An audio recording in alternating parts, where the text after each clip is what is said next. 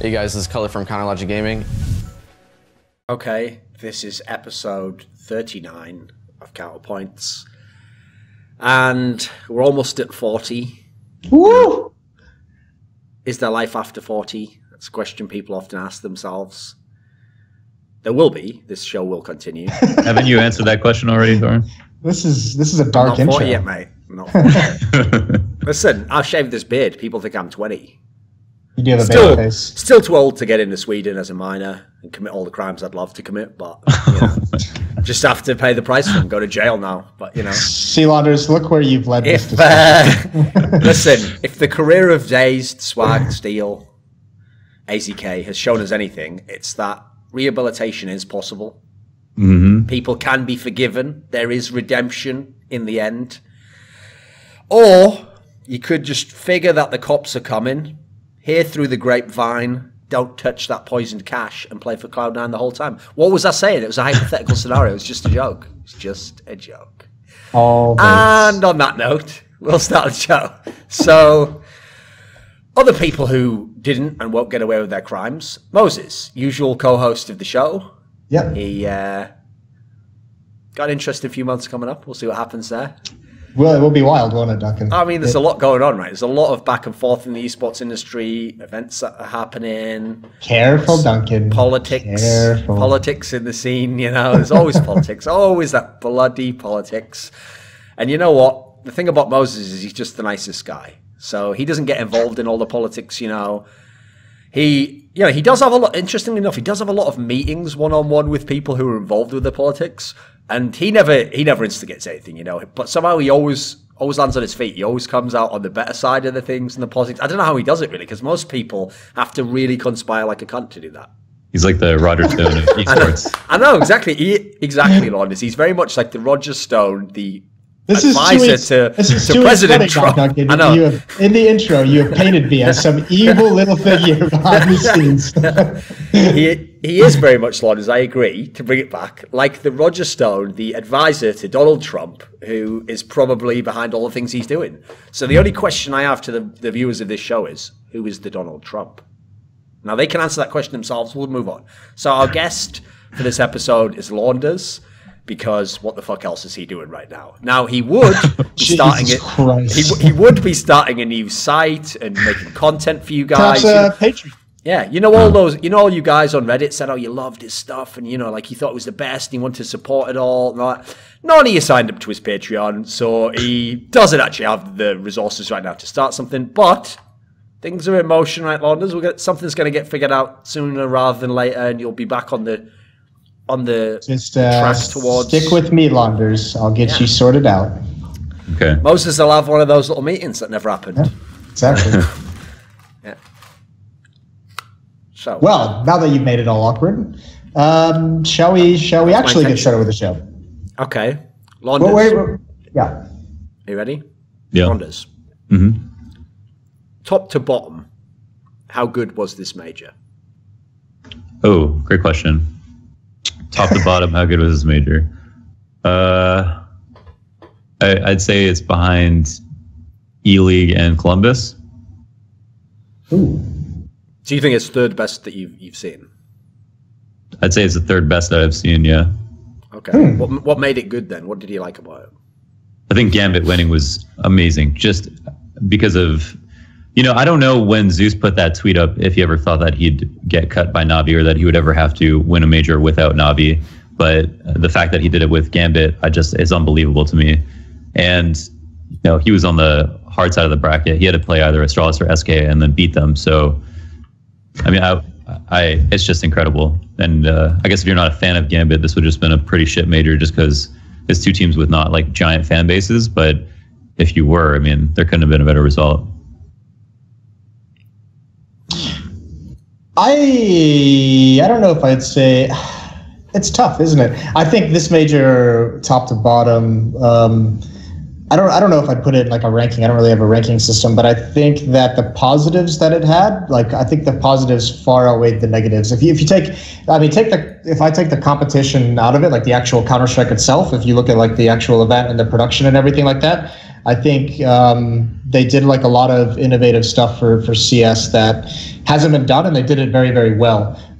Such as, like, you know, obviously the new overlay they brought in was like a big hit, and that looked great, especially when you're doing the player shots or the crowd shots, and you have the overlay in that sense. The other one that just shows all the information you need, and then also, I mean, the way they did augmented reality for the desk, like the players popping up for the MVP and the teams popping up. I thought that was done really clean and really, really well, and I think they've kind of set the benchmark in terms of production. When it comes to the actual Counter-Strike, obviously some of the issues, some of the tech pauses were a little brutal, like things you wouldn't expect to be on the 11th major this far into the Counter-Strike life cycle. But at the same time, I know, like, for instance, the one major delay when the internet went out was unforeseen, like 3 backup internets, and then they all went down at the venue, which is like insane to think about. So it wasn't the best major, I don't think, but I think it raised the bar in a lot of different ways. Okay, so Launders, the reason, was a very interesting one, actually. The idea that just because he likes Gambit, and obviously their storyline, if you like Gambit, was very satisfying, and it was kind of an amazing run in that sense. One of the things that I think was very unique about that, though, is anyone who's like a newer fan of CS, maybe they only watched like the last 2 or 3 majors, let's say, I feel like they're going to have a really distorted view on what majors are like, because to them, okay, they don't realize this, but if you think about where Astralis started when Glaive joined, like they were down, you know, maybe like their fucking 8th best team at the time, you know, they weren't in great shape, and obviously they like got it all together, they won the major. Now you've had Gambit, who really had like a miracle run, you know, everything almost went perfectly, almost across the board to win the major. I don't think people realize winning majors is like easily the toughest thing to ever do in Counter-Strike. It was even the same in 1.6. Like in 1.6, people don't know this. A lot of really, really great Hall of Fame players either never won a major or won like one major. Like, here's something a lot of people don't know, okay, is that people like Khan, he won 2 majors his entire career. He was in like one of the, you know, top 3, top 4 team in the world for like 6 years straight, won 2 majors. It was actually very rare that's the crazy thing is, because you had these massive names like the Poles and Navi and Heat and Potty, the problem is they just won all the majors. So it was like the Michael Jordan in the 90s of the NBA, you know, no one else got to win a fucking title because he won them all. So unfortunately, people don't realize it's not enough just to be good. I mean, there were teams in the past that was like Astralis, some of the old, I think who else would have been good? Obviously, NIP teams. Some of these teams were fucking amazing, and they might have been 2nd or 3rd best at the time, and they didn't win those majors. So I actually feel like this one was very unique in that sense, that you really did have a team that legit were, you know, like 7th best in the world, but everything came together, and somehow they won the entire thing. Yeah, that was actually really incredible, and obviously it's benefit. Well, the funniest part about it is, like, leading into the major, remember we had all those storylines of like all the like the publicity around there's going to be a CIS shuffle after the major, all this different consideration. Well, Gambit after their boot camp was one of those teams that was going to be involved in that. They had such a mess of a boot camp, they didn't expect to do well at all. Like, this was a team coming into this event that was like, let's just try and get out of group stage. Let's do our best, because they got wrecked in the boot camp for so long. So they were supposed to be part of that shuffle, and now it's all up in the air. Now it's thrown to shit. But obviously the storylines of them winning are brilliant.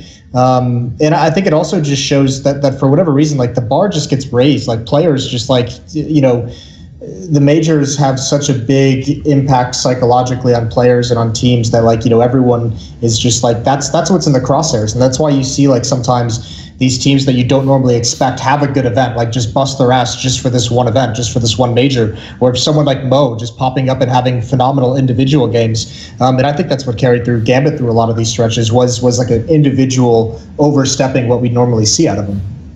I think what was also nice is that we had the style of Counter-Strike that was prominent early on in CSGO with IGLs that couldn't frag, that were doing a lot for their teams, and their teams were actually doing very well, come back at this major with Zeus, with Gabi, with Blade. And honestly, I know that Blade has consistently made it to the group stages majors over and over again, qualified for them. Was it 7 in a row or something like that? A lot. But I feel like a lot of the times he was very fortunate to do it. Like, even this time, it was like an overtime match versus Liquid, where Liquid were just playing really badly that they ended up losing. He could have not been here. But when they came to the major, they played really well, and they showed, like, so I imagine we'll talk about FaZe at some point, but the way that FaZe plays, I didn't think their style would hold up, just because they're like so default heavy and so loose. And I think it's in Kerrigan to play a little bit more strict, but right now I think they're suffering because if you watch when they play, when they're down in rounds, they start defaulting like every single round, and it's really strange to see. Like, on train, every time they will on T side, Kerrigan will jump out hell, and then he'll try to go by himself, and then they'll wait for a kill. And if their default falls apart because they're playing a team that's as good individually, but then also has more structure, they just lose. Well, here's a question for you, since you brought up Flipside, and I think it's going to be like the appropriate topic of conversation with them, and maybe you could throw a couple other teams into the mix to a certain degree, possibly like a Virtus.pro would be in there, maybe a little bit of Gambit. But if you're Flipside and you know, after the E-League Major, after January, starting in February, you dropped out of pretty much everything. You do no tournaments throughout the year. You're not in very many leagues. I don't even know if they played in one. They might have played in like a Mountain Dew league, but they're not visible in any way. And they just say, we're going to drop everything and we're going to focus on, you know, playing a little bit here and there, and then once the major cycle starts coming along, we ramp it up and we qualify for the major again. I mean, obviously they're benefited from they're being allowed to go directly to the major qualifier, but is it actually worth it to give up everything in a year just for the 2 major tournaments? Because you have to imagine this is going to happen again. You know, you have to imagine that they're going to say, all right, well, you know, the major's over. Here's the problem with that logic, Moses. Okay, so Gambit did actually not play in qualifiers. They actually know that they're terrible online. Famously, by the way, they even lose an ECS. Right, Gambit didn't do that. Flipside did actually play in qualifiers. They just never made it through any of them. They're just not good enough, you know. Okay. They skipped a lot of stuff, though. They skipped the premise. They've dropped out of pretty much everything, right? Like they don't play in every qualifier. They might try and go to an event here or there. But I mean, just in general, is it worth putting everything off just to try and qualify for the major? Is it worth just having that as your singular focus throughout the year, and pretty much throwing everything else to the wayside? I don't see the benefit. I feel like you could just go and play qualifiers, use them as practice, maybe qualify for something, go to an event. Blade talked about how they had like gone to a small LAN before the event just to get used to being on LAN. It was like a HyperX. They went to that. They went to that instead of some like important event or trying to qualify for some important event, and it was so that they could get used to being on LAN again, which is a ridiculous thought for a team that's expecting to go to a major or do well at a major. I also just don't buy that logic. Like, here's the thing. Okay, when I think of having a break and preparing, I think like have a week off. Like have a week where you don't play. That's the break. Have a week where you practice, that's the boot camp. Like, that's actually, to me, the ideal you could have. So for coming into a major, you maybe need 2 weeks, right? Because in theory, everyone's going to practice a week before, and then a week before that, you take a break just to, like, reset everything, you know, make sure everyone's, like, fully healed up, ready to go. I actually think Astralis at this major is a great example of why you don't try, like, admittedly, there was some extenuating circumstances. You know, they didn't know if they'd qualify for ECS, so they had to gamble. Do we do ESL Cologne? Do we have to do both if we've agreed, you know? It was a tough situation, I'll admit. But I think looking at how they played shows that trying to take that much time off is too much. Like, they went too far. Like, having a few weeks off, dude, they looked really bad in their first games. It was only the SK series that they were, like, inspired in and looked amazing. They looked terrible in the Swiss system, but they just cruised because they have a good team system, you know? And then in the series against Gambit, like, fair play to them, they still almost got through, but they didn't look fucking good in that series. Like, Overpass, they looked like a train wreck on, and then the train game, they were gradually getting it back together, but part of that was Gambit as well. So I have to say, I think overall, if we're giving them a grade for like this concept that, you know, they were going to skip ESL Cologne, but then win the major and show us all, you know, what you can do if you have like a month to prepare and loads of time. That didn't work. That gets like a fucking C- or something, you know. They were so unprepared to face Gambit on Overpass. They gave Gambit so much space to set up. Like, Gambit were taking all of bathrooms and all of long control by like a minute 15. And when Astralis was on their T side, they would sit around playground and T stairs until like a minute and then start moving up to bathrooms. Sometimes they would execute, plant the bomb with 4 seconds left.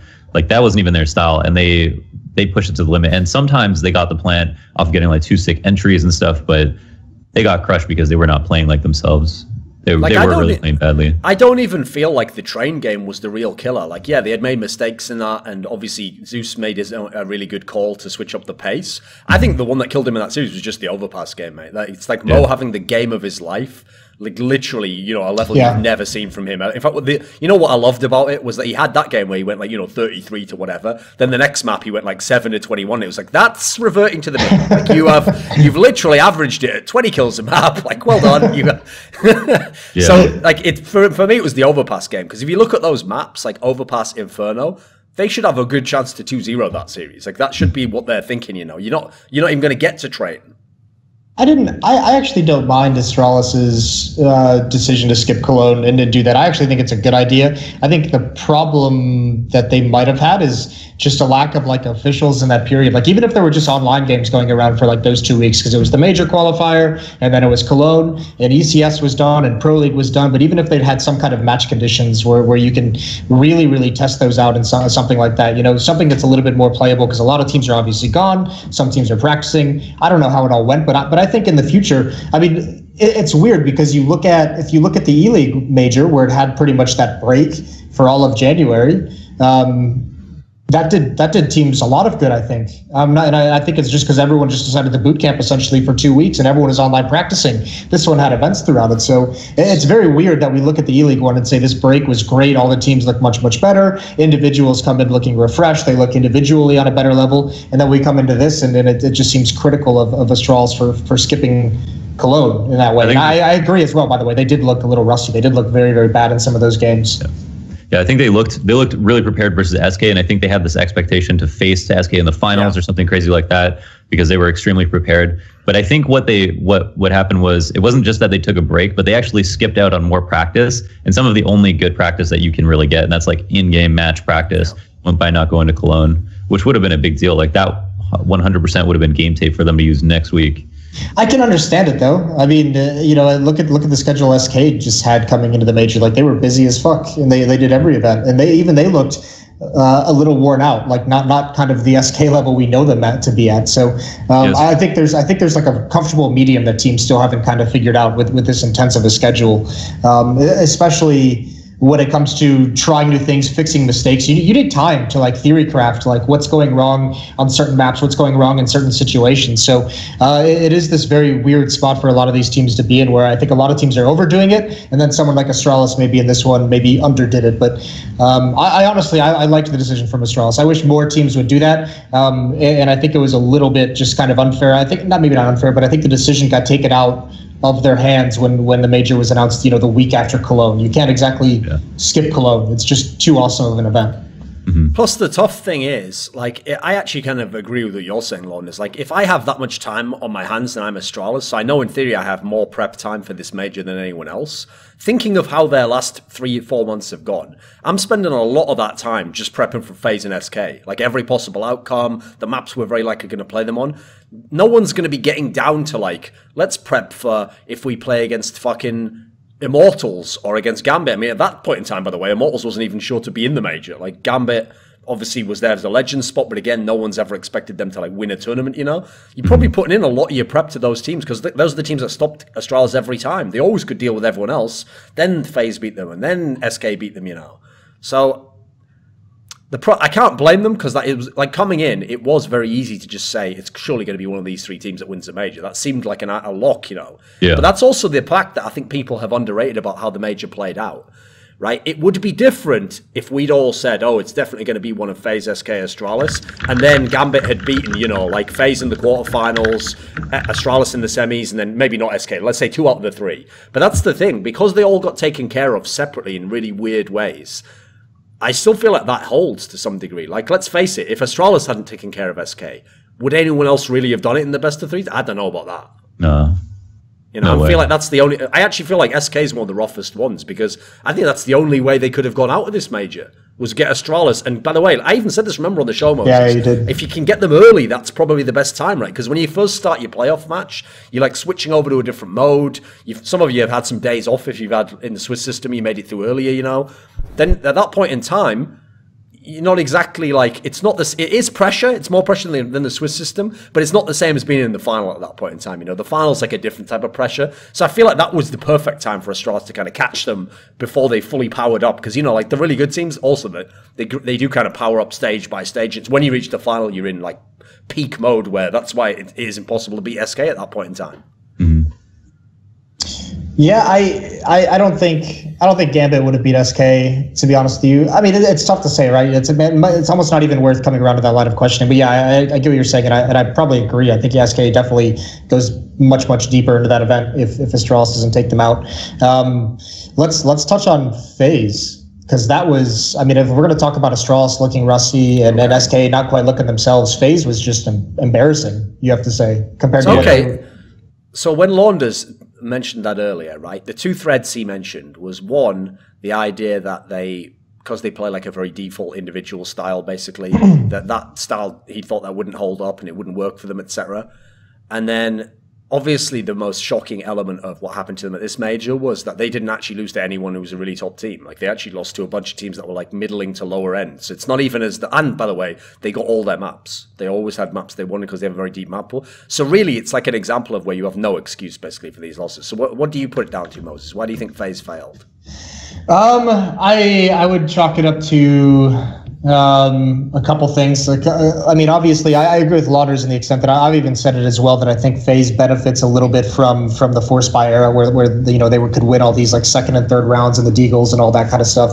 And I think eventually that kind of magic runs out. I too think they play a little bit too loose, and I think it's like this weird thing where everyone's individual level drops. So if you're going to play that looser style, we always talk about it with Fnatic and everything, like you have to have the individuals there. And it's an atrocious event for Kerrigan and Kiyoshima. By the way, Kiyoshima was one of the big reasons why they were making it to finals to begin with, his kind of play. So, but that kind of individual drop off, I feel like they didn't even seem cohesive like whatsoever. So to a certain extent, I have to feel like there's something going on in this team, like behind the scenes, that is just like craziness, like that some players aren't getting along, some kind of their preps or practice, like players aren't comfortable at the moment with each other. But this is 2 events now where the only player that showed up in this team is Rain.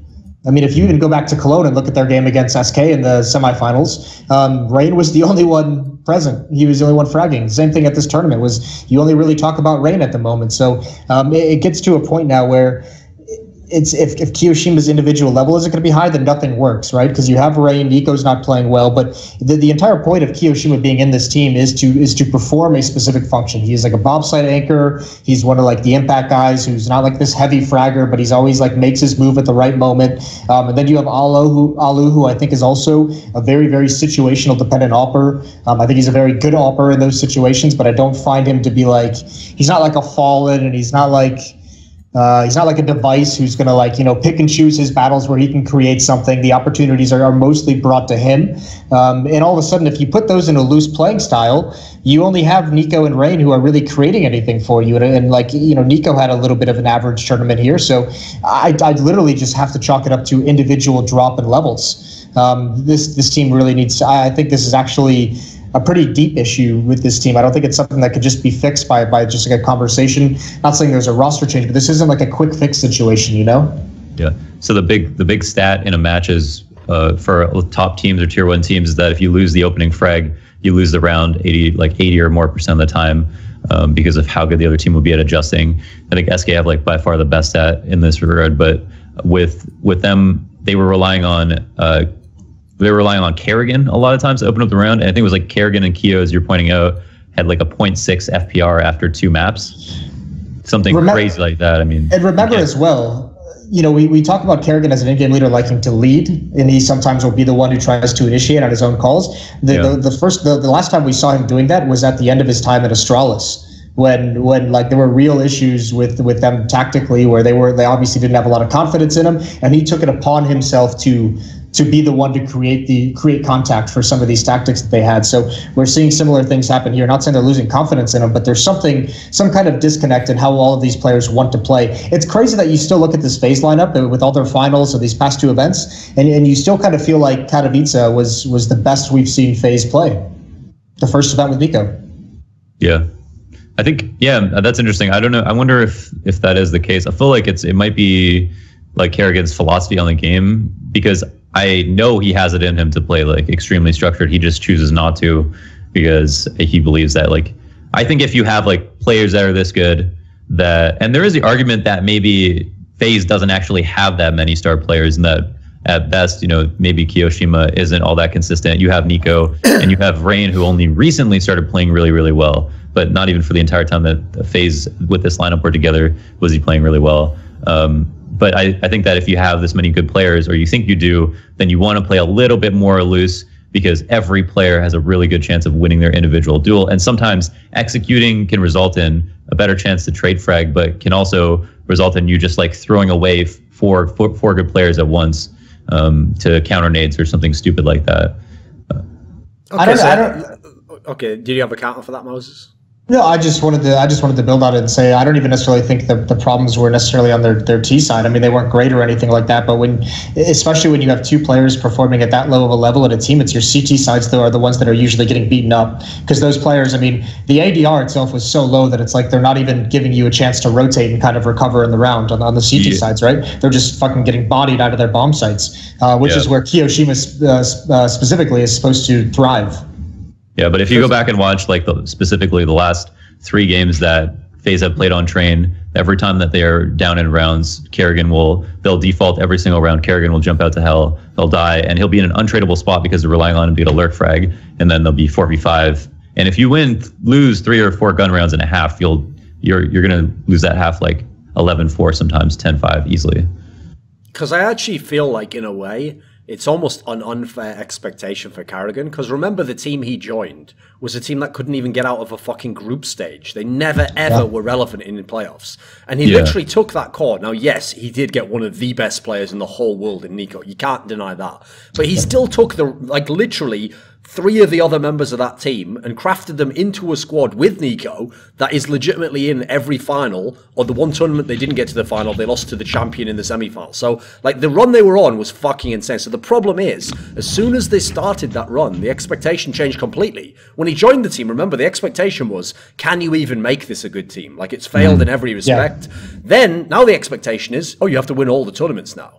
Like, it's not good enough to come second. And by the way, I know it's fucked up, but that is what the expectation should be. If you can make the finals 4 times, but only win once, and then you make the semis and you only lose to the champion, like, you really should have had an expectation of, 2 or 3 titles out of that run, That should be, what the championship mentality is.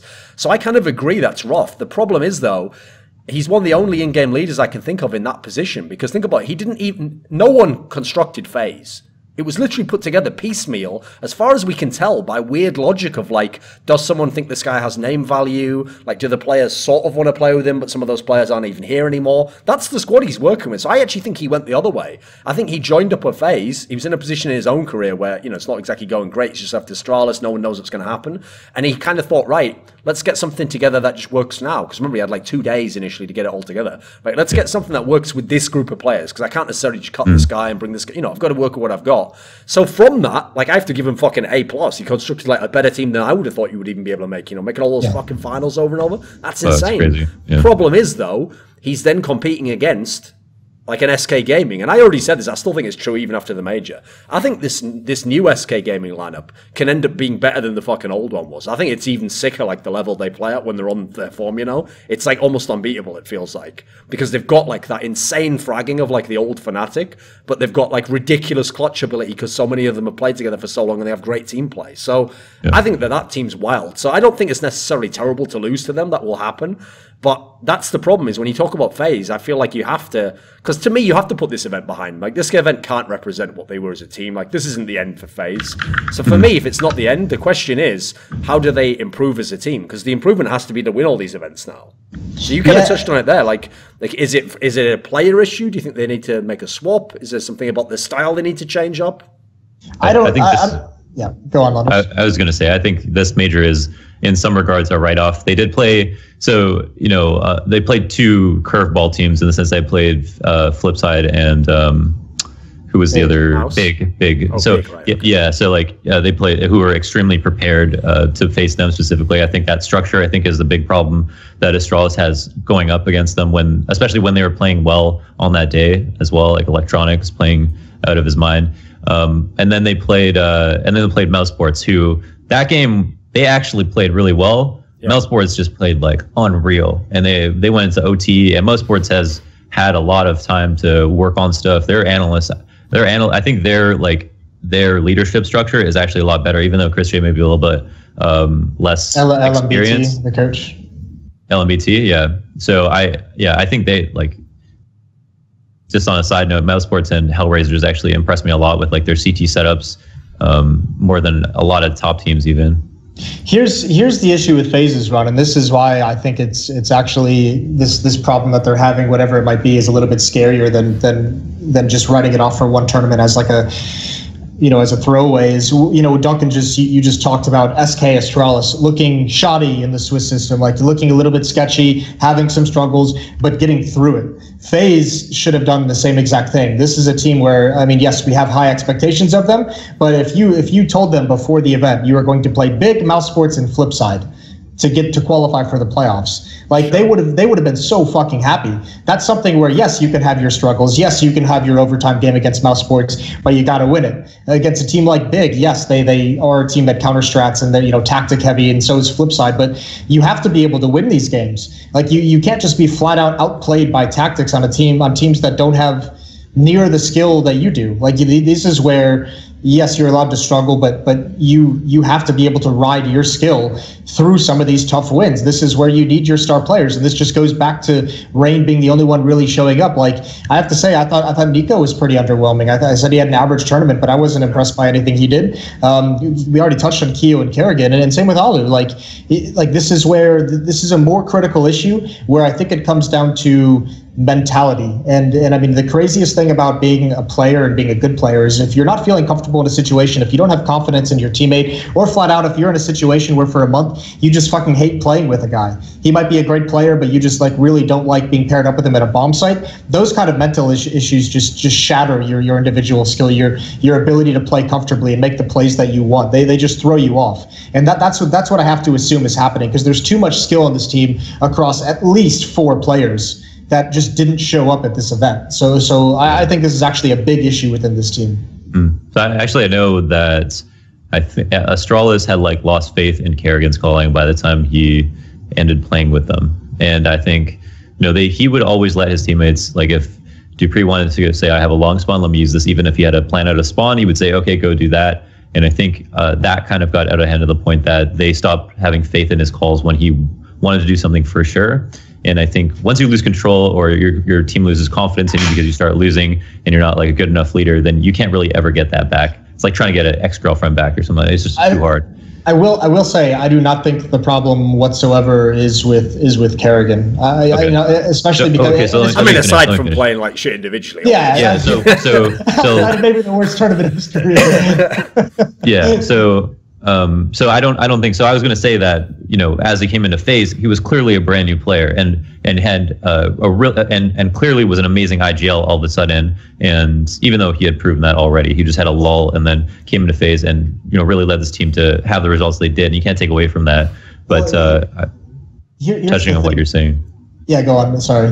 I was going to say, touching on what you're saying, if it is a mentality issue, maybe it kind of circles back to that in some way. Yeah, but the problem is, you mentioned it, talking about FaZe, is they play loose. They play like they don't really run a whole lot of detailed, intricate strategies, right? They don't do a whole lot of focus. They they play loose and they let the stars kind of pick and choose where and when they want to take their fight and everything like that. It's not this massively tactical game that we see out of Astralis, where it's the Danish map control style, or the SK, where it's just quick, decisive action with map control. It's not anything that has this complex theory behind it. So you can't really lose faith in Kerrigan if you're not allowing him to be this tactical, strategic style of in-game calling. And I think that's kind of the option they're going to have coming up, is do they want to continue with this? And if they do, I don't know what their options are. I don't know the issues going on within the team, but the other one is to say, all right, Kerrigan, we want you to mold us into a more strategic style. We want you to actually create some of these executes. We actually want to be able to do the kind of style of executes that Big were doing against us that were so effective. And that's how we want to move the theory of this team behind. But regardless, I think if you look at FaZe, like Duncan said, never getting out of group stages until they got an in-game leader, you can't remove Kerrigan at this point, right? You just can't. Sure. You need an in-game leader, especially with the importance in the meta at the moment.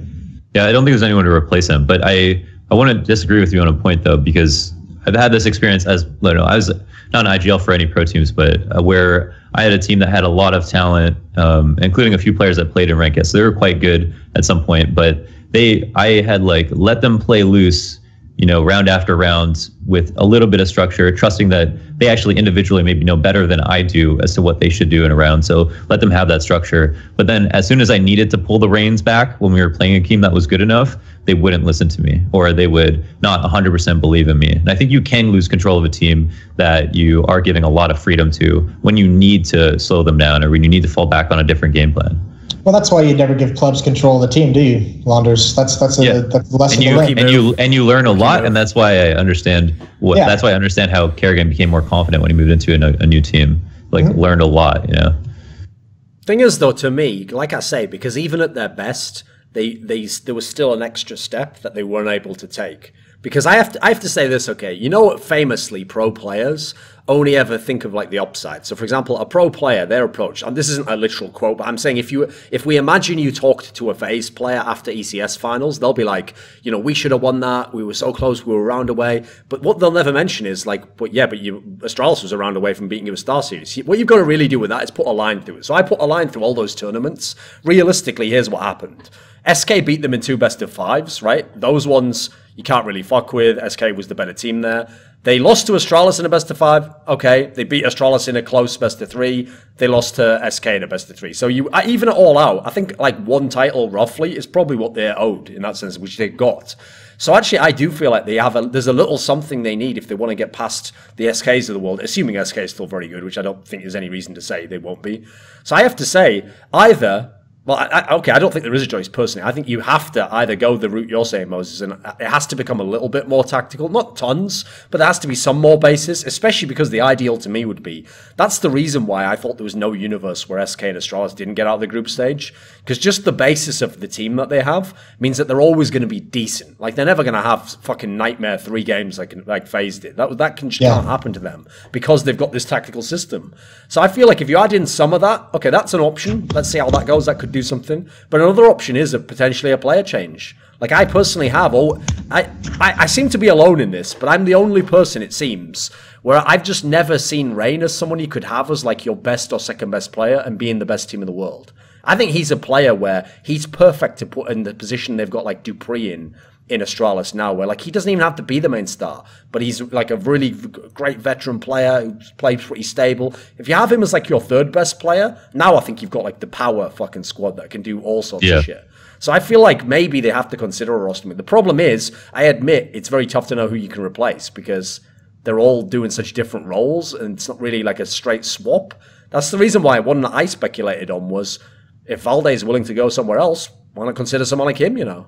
I think that's a legitimate possibility. Because the good thing about someone like him as well is he's played in a very tactical system. He's played in a system where you have to do exactly your job and have a role. I think you want more of those people in the team. And then, listen, people like Nico, you're always going to give him the freedom to do what he wants because he's just such a good player. Yeah. He's at that level that like super-duper sports superstars are, where the reason why you don't specifically micromanage that guy is because he does know just for his part of the game better than you as the coach and the in-game leader. The difference is that the random pleb players in the team don't know better than you. Like, they have to kind of be told what to do so that they can be on the same page as everyone.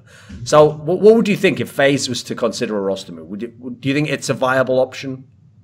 I think so. I don't think that they need to make a roster move just yet. Like, I don't think the experiments failed. How much longer do you think they should give it? I would just like to see a difference. It's like, I don't even think they have to like learn something new. I think Kerrigan's philosophy on how he should use his players just needs to change a little bit, or he needs to try something a little bit different, something a little bit more strategic. But if they did make a roster move, I agree, Valde would be a great option. Like, you could pick him up on a lot of teams right now and he would improve them. But and I also agree that Rain is not Rain was like amazing on LGB, and that's why he's where he is now. And then it was like a LGB Kingwin something G2. And G2 and he is now again really good, but it's not like consistent. It's not been like for a year, so I think he does need to be a 3rd best player as well. But I've always I don't know if I think that Alu was a better player when he played on NIP than he is on FaZe. I don't really believe in him, I guess. He's a player actually where I'd actually, that's something I'd love to know. It's the sort of thing I should really ask Kerrigan is I'd love to know how much freedom like Alu gets, for example, because I have to say he's an example of a player where if I had to guess, I think Kerrigan probably does give him some freedom. It's like, you know, if you want to go and take a pick somewhere, do that. Just because traditionally you want to do that with your AWPer, you know, so they feel like the problem with that though is I actually think if you look at Alu's style of play, I think he's perfectly set up to be an AWPer within the system though. Like, he's the guy for me where you just put him at like a mid-range angle, hold this corner, and then now we have that corner covered while we go and attack the other side of the map or something, or the other angle on that same area in the map, you know, like if you're holding mid on Mirage or something. He's the perfect player to do that because he's a very stable style of player. But I don't really know if I'd be giving him the fucking keys to the car like I am to Nico and Rain, you know. I'd make it more so it's like Karrigan, Kiyoshima, and Alu are like the 100% supportive base to the team, and then the other two just do shit that's out of the system, you know. So we have a build up each time, and then they make some moves which decide what we go into at the end of the strategy, you know. I think they've gone too far with that logic of like, this is an all-star team. It's like, well, it was when you were at that lower level as a team. It was very good how good your players were. But when you're playing against like the other teams, like think of the other two teams, SK and Astralis. Right, okay, Astralis in terms of players, yeah, they don't have the most skilled out of those three teams. But every player is good at their job. That's the ridiculous part about Astralis. Like at the moment, Zipnix is playing like shit. Still does a pretty good job at his positions he plays in, has chances in clutches. They all suit their job. SK just have mad firepower, so they can overcome almost anything. I feel like FaZe is just stuck in some like terrible middle ground between the two, you know, where they don't have the massive strength of one or the other. And so as a result, like, it's cool to be second best in the world. It's fucking hard to do, but almost everyone I've ever heard of who was at that level where, like, you didn't just make the finals once and lose. You made, you know, like 3 or 4 finals and lost. They always just spend the rest of their career like, you know, what if? What could I have done to win? Like, I should have won more. Like, that's got to be the thing that preoccupies you, I think.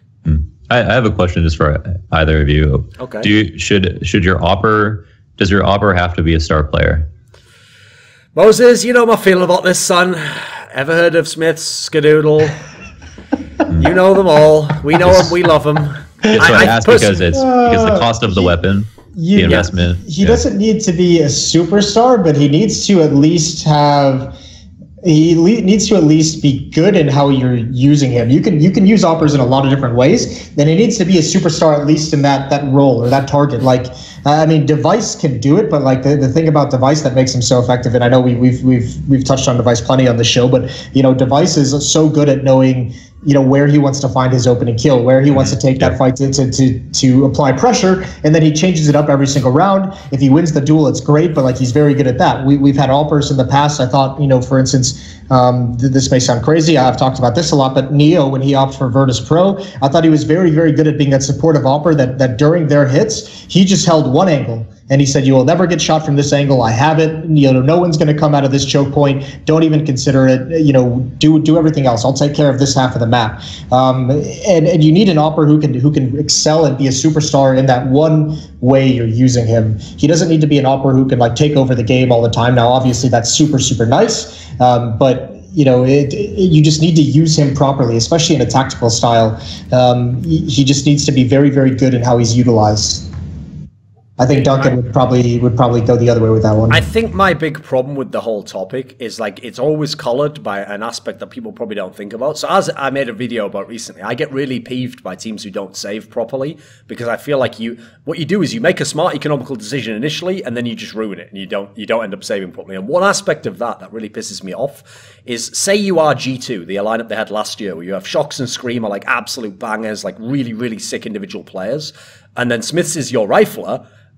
Your Opper rather, but he's not in vaguely your star player, right? In a team like that, an objective should not be, oh, save the round and just try and save that AWP if you can. Because actually that AWP's not going to do a whole lot next round. Like, he's not... Remember, the reason why it can be amazing to have an AWP, even if you only save one gun, is because if the AWP is on device, or Fallen or whoever, they can go and create a pick and suddenly they make, you know, they get you back in a round, then you've got a gun, then, you know, they can turn the round into your favor.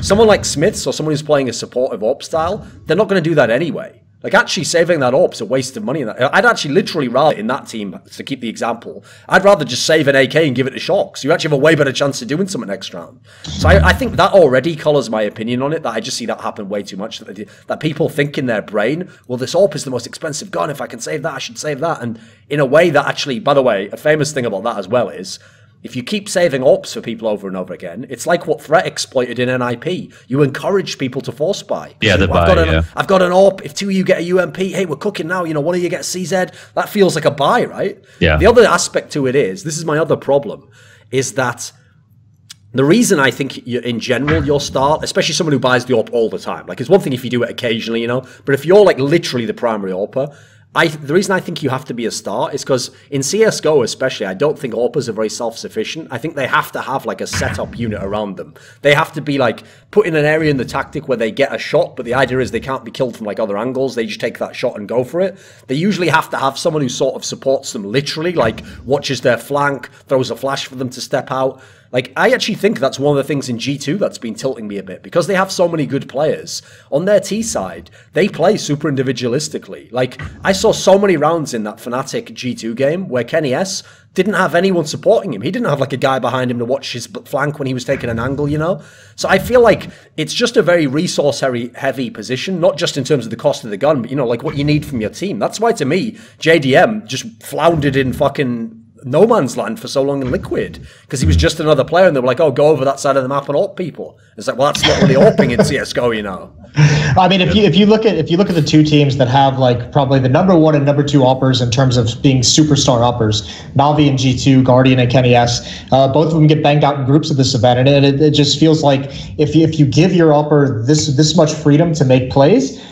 These AWPers want to make plays. They you know, to a certain degree, they chase after highlight clips, and sometimes they re-peak in situations they shouldn't. There needs to be a set plan around your AWPers. Like the Guardian and Kenny, they can do things that other AWPers can't, but I think they get caught up in that and a little bit overconfident because of that. And that's why I think your AWPer just needs to be very, very good in like a system, and you need to create some kind of tactics around your AWPer that allows him to get a kill and then fall back and play it smartly. But if you give them too much freedom in the sense that it's like, go make a play, you know, if you try and do too much as an AWPer, people forget how important that gun is in terms of retakes, in terms of post plants, in terms of, you know, establishing and holding map control. And if it gets taken down early in the round, you lose a big piece of the puzzle. That's a lot of freedom giving over to the opposing team in terms of where they can go, because they don't have to worry about an AWP at all. They don't have to use utility to block them off. Probably going to be more than happy in this day and age to be taking aim duels, AK on AK or AK at M4, whatever it might be. You need that AWPer to play very, very smart. And I think that's what a lot of some of the superstars like Guardian and Kenny S are kind of missing, is that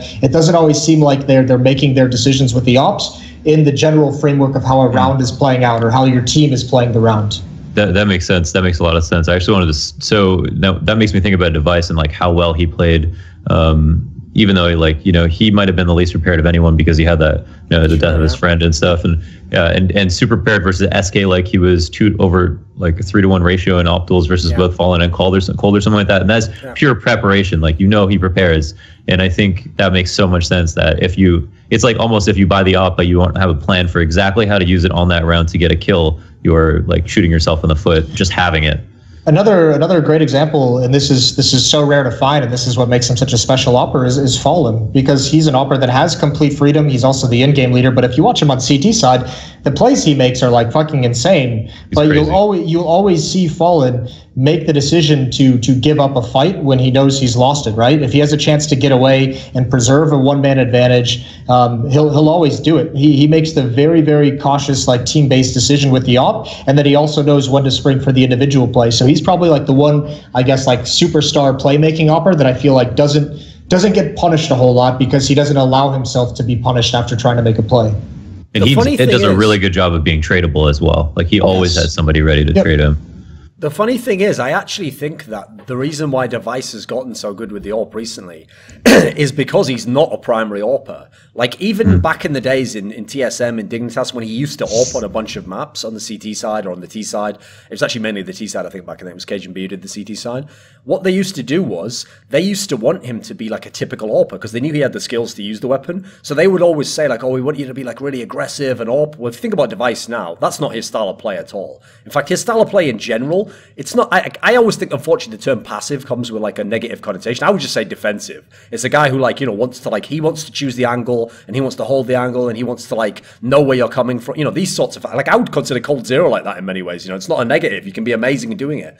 But in being that type of player, what he's done now is, back in the day when he had those big games where people said he choked, a lot of the time it was that he was supposed to AWP on that side of the map and he just didn't. He was like, right, I don't have any confidence. And part of that, in my opinion, is because since he didn't suit this like aggressive pushing an angle AWP style, it actually meant that he could only do it when he felt super confident, when everything was hitting and he was like, right, I can get away with this. If you're in a massive pressure moment and you're not that type of player, like Kenny S or something, you're not going to want to go to that fucking angle and take like you know the angle where it's literally a pure AWP angle, like long A on overpass, and you know the other AWP is going to be peeking and you're going to be peeking, and at that point it's like fastest finger first. Like there's no fucking mental aspect to the game. So instead, what I think Device has done in this era is because he's not an AWPer like that, the other AWPers, like the sad thing about Kenny S and Guardian is the reason why they will always go into slumps is because they do think in their brain, I'm the best AWPer in the world, I can take any angle I want and I should win the angle. So that's their mentality. So when they're in a slump, they'll keep doing that and they'll get bodied.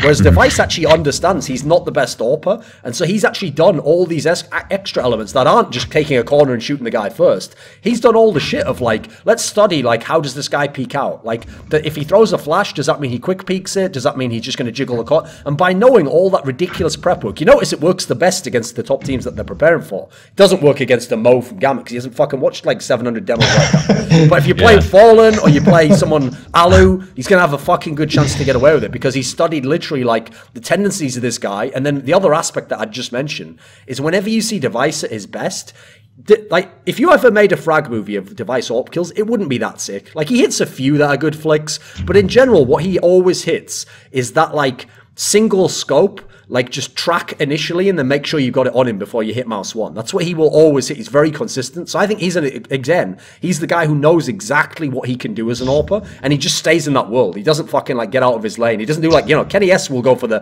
fastest shot ever every time. You know, they will just like on site scope the guy. If you want to see like a perfect example of like the one round that can encapsulate this entire discussion, it's in that SK Astralis series on Cash. I wish I remembered exactly what round it was, but like Astralis was T, Device had an op in T mid, Fallen was CT with an op, and he was at the highway box. And literally each team used like 2 to 3 players worth of utility just to get their opper to win the angle at that point, right? Because they like the opper wants to hold, or Device wants to hold Fallen on the highway box and not let him peek it, and Fallen wants to not let them get out T mid. So it was like, you know, someone flashes, Fallen gets blinded, gives up the angle, Device has it, no peek, and a flash from SK comes out, blinds Device, and then Fallen gets the angle. And they were battling with Molotovs, with flashbangs, with nades for that one position of the opper, that one little positioning for like 30 seconds into this round. And it was one of the most tense situations that you'll ever have with like a minute left in a round. But I mean, just the importance for an opper to hold that angle, it's such a key for both sides. So much utility is spent for it. And that's how you should be using an opper. Like, you know, Device's entire job is to just hold that angle so that his teammates can get out mid and they can grab advantage, they can grab map control. And Fallen's entire job is just to pick off one and run away. And they use so much utility for it, it just ends up to be a stalemate, and Astralis gets the map control. And that's where, you know, because he didn't over peak, because he didn't try and just take that fight at any one point, he gained his team map control with a 5-on-5. It was a brilliant round to watch. And you'll have to go back and see it. I wish I could remember exactly what round it was, but it was so fucking sick. Like there could be like a 20-minute breakdown, 30-minute breakdown on just that 1 second of the round. I'm on it. After Astralis beat SK, they should have won the major, right? Does anyone disagree? No. After Astralis beat SK, they should have, yeah. So what you said? Yeah.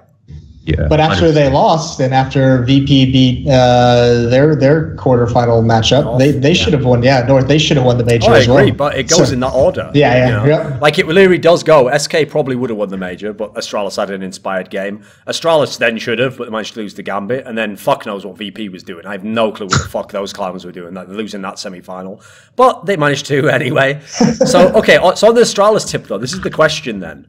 When they lost those last tournaments to FaZe and SK, like those were the sort of games where you could at least take like, I know obviously moral victories don't exist, but you could at least sort of feel good about the losses in a weird way, you know, like, oh, we always got a map, we were always really close in a map, like, you know, we kind of played these guys well, but they just overcame us, which does happen at the top level.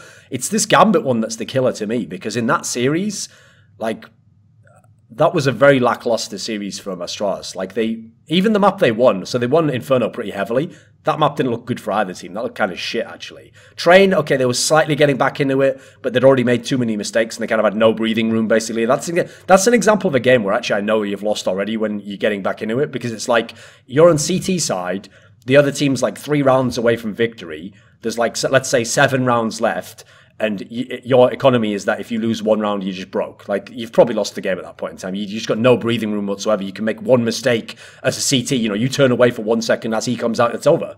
Like, you can't wait till that point before you go, right, well, that was the mistake we made. You've got to look at the mistakes before in the series. So after seeing the way that Astralis lost that semi-final, what does it actually make you think the future is for this team? Like, can they just stick with this 5 and they can be champions again, and they can have games like the SK game? Does this concern you? Because this does. Here's the thing. I wouldn't say it was like outright choking like the old school story, but there was clearly, they did kind of blow, like they'd done the hard part in a weird way. You know, they'd beaten SK and then they blew the part that should have been the closer. They can win championships still, and I wouldn't even come close to considering a roster change if I'm this team. They still seem to have like the same quote unquote problem that they've always had for a long time, which is that they play fundamentally sound Counter-Strike. They don't make a lot of mistakes. They probably make the least mistakes of all the teams out there. The issue is like when they need something, it almost seems like they can't kick up to that next level, right? Like that they're so ingrained in their ways, so ingrained in playing like the perfect theoretical Counter-Strike that they don't just have that one player who could just do something so fucking dumb and ridiculous to give you the opening that's required. Like, I mean, even if you think to train, they have Gambit beat essentially. Like it takes Zeus so long into that second half to find the adjustment that needs to be made, and when the adjustment does, he's just like, all right, here's what's happening. We cannot get control of ladder room. I'm going to go ladder next round, and we're going to get control of it, and we're going to win this fucking round. And all he does is just get down ladder as fast as possible, hold W, and just fucking make a huge play, and just eliminate the ladder player, Dupree, who's trying to get into the ladder room. Astralis doesn't seem to have that on the other side of things. Like, they don't seem to have that player who will just like throw caution to the wind, who will just say, we need to make a play, and this is how I'm going to do it, and I'm going to go fucking do it right now. They don't seem to have that. Isn't that really funny? Because that's how Astralis won the E-League major, was when they were down like 1-7 on train. They just busted outside a million times, and Glaive was like running out. And this is a Astralis we've never seen before. It was like 14-6. Yeah, and he called an outside rush with Tech 9. Like, yeah, that's crazy. Still has me on tilt. Yeah, so okay, so I want to say something about the Gambit thing. So I think Gambit played really well, and I think they earned their victory versus Astralis. 2 advantages a team has when they're I won't say up and coming because these players are known, but Gambit as like their breakout performance, and I think one of the advantages they have is that teams are going to be much less prepared for them than they are for the other team. Yeah, and also Astralis are a team where they're like, you can, if you prepare for them, you will be rewarded. Like if you figure out how they play, you're not going to be caught off guard, especially if they're a little scared of you, and they definitely were scared of Gambit. And the other thing is the advantage is that Gambit.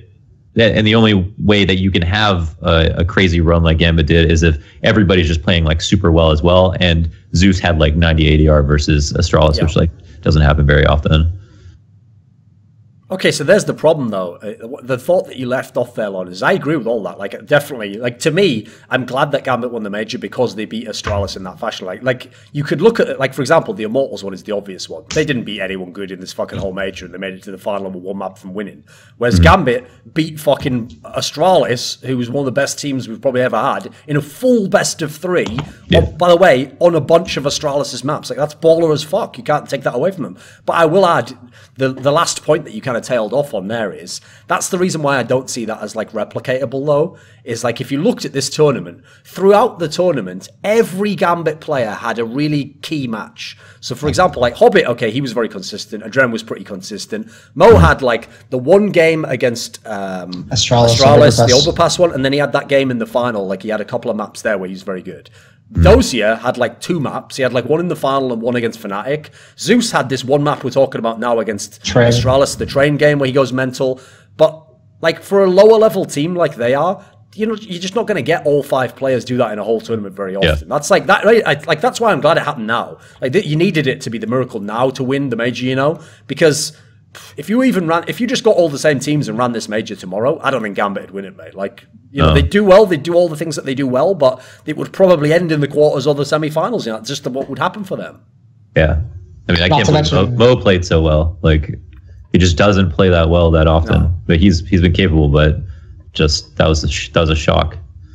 Not to mention, fucking Adren hard carries this team through the group stage. That was unreal. Those 3 maps from him was unbelievable. I think I think it was Yanko that brought it up on the desk, where it's like if they come in with like the boot camp they had, where they literally said that they lost like every single map they played for like the entirety of the boot camp, which is like 10 days and 2 weeks, which is probably an exaggeration to be fair, but sometimes it just feels like that. It just came in like so down on themselves. If a Dread doesn't hard carry, if they like lose a map in the group stages, that could just snowball it. So the fact that he just props them up for 3 games and they just go on this miracle run, but yeah, they also did benefit from like a fairly easy Swiss schedule. Like that allowed them to sort of sneak into the playoffs without anyone taking them super seriously. They played a bunch of the teams. Virtus.pro, G2, and Mouse. Like that's not the toughest schedule you could face. No, BP and G2 very up and down as well. Yeah. Like that's not a bad one to kind of get in there. And also the interesting part about that one was, like, I was actually impressed that they managed to win fucking cash against G2. Like, I don't know if you noticed this, but actually, they literally can now win on every map, you know. The only one they don't play now is Mirage. They've switched that. So Zeus now plays Nuke and Cash if needs be, believe it or not. Ooh, I did not notice that. Yeah, that's pretty amazing, isn't it? So actually on Cash, I think, was the one they had like a 3-2 record or something mental. Yeah, I mean, it was funny because like if you looked at, because I did the like map stats before the event began, and like they only had like Overpass and Cobble they hadn't played in like 4 months, and oddly enough, I think they got beat on it at some point during the event. I think it was in the Mortals beat them on it. But those were like 85% win rates, and then the next best map they had were like plummeted down to like 53%. Like everything after that was just shit. So it was so amazing when they came into this tournament and just won everything. Like just a 6-map pool, just banging people out across all maps. That was really, really sick. And I mean, props to them for putting the work in. I guess. I mean, it seemed like that work didn't really amount to anything, at least in the boot camp. Like I don't know. It's just craziness. This run they had. This was like a true miracle run. Yeah. Okay, so then what do you think? Okay, hey, let's get on to the really juicy one, which to me is big, because like if you notice, Moses, unfortunately, it's actually not just to do with Counter-Strike, it's to do with the general climate of the world itself. But if you notice, part of all the shit with like Donald Trump and Brexit and all these political things that have happened is that people in general in the public hate the idea of experts. Like that's one of the things that they're sort of saying no to, because what happens is when you have things like here, the very simple way to say it is this, Moses. When you have something like a financial recession happen, the reason why that happens, no one knows, because it's one of the most complicated like ecosystems you can ever create. Basically, there's a million factors and all sorts of people doing all different things that are against each other's interests that no one really knows like one reason why these things fail or succeed or go up or go down. What you can do is, you know, you kind of get, it's like Counter-Strike, you kind of have a style of what you do and it works for a while, and while it's working you stick with it, and when it's not you switch away from it to something else. The problem is though, when someone who doesn't know anything about that topic hears like, oh, you're an expert about finances, it's like if I said, oh, Moses is an expert about esports, and they were like, right, well, predict the next 5 games for me. And he predicts them, and he gets a couple of them wrong. And they were like, well, he doesn't know anything. Look, this expert knows nothing. My friend over here got 4 out of 5. Like, that's what it's like in society. So as a result, the point I'm getting to is people fucking love it when experts get it wrong. So, for example, tons of people, I mean, Dazed had big as the 0-3 team. Tons of people thought, you know, maybe they can win a map or 2 here. They're never making the playoffs, etc. So once they 3-0'd the group stage, if you noticed, it went the other way, right? Everyone's opinion was like, you fucking idiots. I told you they're one of the best teams in the world. They could win this fucking major. That's how prepared they are. Gobby's a legend. Nothing after the playoffs. Absolutely nothing. They won 1 map in overtime.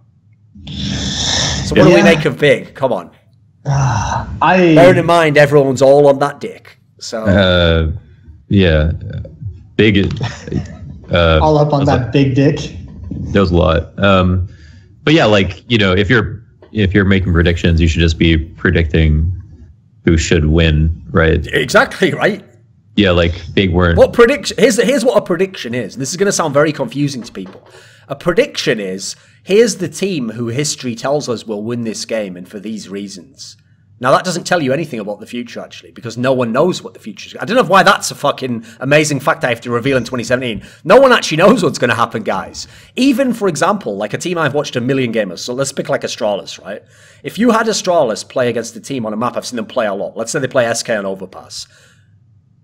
Like, I could never have predicted it would go like that game they just had at the major there. That was a totally different game. The way SK played was totally fucking different. Like, they reacted so badly to the cash loss, they totally changed up how they played the T side of that map. So it doesn't matter how much you've watched. Like, Your job, as I said, the analysis is to sort of tell you, like, here's how they do play in the past, here's how they match up, here's what I expect to happen, here's who probably would win in the past. Now we watch the game, and that's why we have analysis after the game. We can't do it all before the game starts because no one knows how they'll play. So I was just making that as a point, but you see the issue on the fact that people have a real tough time knowing what expertise is in that sense. I think also, Big did play well. I think we all agree on that. But sure, but I think they wouldn't have beat SK in a best of 3. I don't think that would have been possible. That's a bit unreasonable. I don't think they would have beat FaZe in a best of 3 either. I think they could have beaten this phase that we saw at this tournament in a best of 3. Here's my feeling of Big is going into this event. I also predicted them to go out 0-3, but I thought there was a possibility they could have got 1, maybe 2 upsets based off the draw they got. Like if they had lost the first map and got like Vegas Squadron, obviously that's a win. That's not even really an upset. But I think Cloud9 is a team that they have potential to upset, and obviously they did. Someone like G2 even. G2 would be the favorites. I'd predict G2 to win, but there's a possibility for an upset there because of the up and down nature. I think the big thing that really allowed them, I don't have a great explanation for this SK win. We have to remember as well, they got through Swiss System playing only Inferno, so I'm not quite sure how teams kept letting that happen. But obviously this is a team that, if you look at some of the tactics they pulled off, they're super fucking cool. They had some really good ideas, really creative, and they have something that most other teams don't have, even some of the best teams in the world, which is like 5 players completely understanding not just like their role within the team, but like their role within a round of like what they need to do, like blowing up through smokes, full confidence going through it that the flashbang is going to work. And even if it doesn't, they're still going through it and seeing what's going to be on the other side. No one's hesitating when that call to move forward gets called. Everyone, and I mean everyone, is fucking balls to the wall and doing it together. They have some very, very good team play, which I think part of what caught FaZe off guard in their Inferno match. Some of the different executes they did that did like a really nice pistol round, a really nice save round as well in the follow-up. And that's one of the big benefits. And when you have that kind of style, that tactical style, where all 5 players believe in it, you're going to be good for an upset or 2. So the fact they get out is really, really nice. I don't know. The playoffs, they just kind of, they almost make it. That's a little bit unfortunate. But you have to talk about their run in these playoffs. You have to bring it up as much as it sucks. Is the jump bug that they brought in, especially with the first 2 games, considering they were still allowed to use it. And I'm not going to say that without it they wouldn't have won these games. Certainly against Cloud9, they were beasting, and Tapson was an animal, and I think Tapson single-handedly could have helped them beat Cloud9 in that matchup. But the amount of different situations we saw them using the jump bug was so fucking creepy to me. Like it just didn't sit well. And I think the world of GOB, I think these players are some very nice guys if you meet them at events. But this jump bug, using it in the variety of situations and clutches behind every single wall, using it for nade timings, using it in mid rounds, that was like really fucking eerie. Like how much thought and practice they had put into it leading up to this event. Like, the real way to say it is this, okay? No one knows if they would have beaten those teams because we never got to see the fucking game. And the big problem is you can't just look at one round where they did it and it worked and go, right, you'd only have won 1 round. No, if someone's doing that against you, you will play the whole game differently. It's like if you were playing and I told you 5 rounds into the game, oh, by the way, that AWP you're playing against has a wall hack. Right? You would now play entirely differently yourself, unfortunately, right? And so it would change your game and you wouldn't play your game. Well, and the one thing is, I saw some player, I forget who it was, and I apologize because I'm going to call this player, who I don't even remember who it was, a fucking idiot for this tweet. Okay.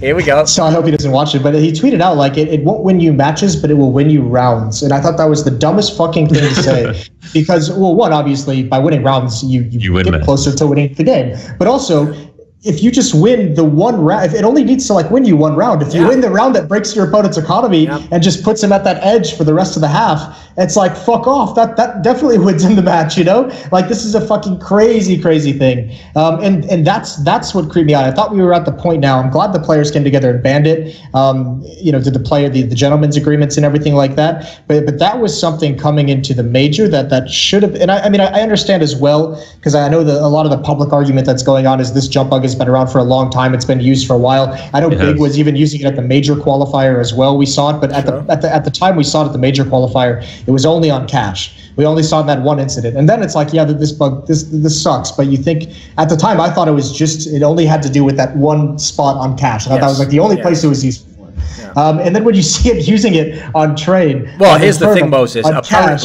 Apparently, Legia had used it on Banana on Inferno, but let's be real. I'm just going to go ahead and say it. No one in the fucking world watches Legia play CT side of Inferno in tournaments before, so shut the fuck up. That's why no one knows he did it, because no one was watching this cunt. Oh man, but it's just that was just a weird scenario. I didn't like it because I feel like that's a situation. I feel like everyone should have learned from the boost on in DreamHack is that something like this, you obviously know it's riding the edge, right? Like it's that gray area where is it illegal, is it bad? That's something that should be brought up before the tournament happens. I think that I was just gonna say, like with Olaf Pass, like I actually am okay with this bug, but wasn't okay with Olaf Pass. Wait a minute, why? What the fuck? Yeah, so I don't know. We can talk about this maybe.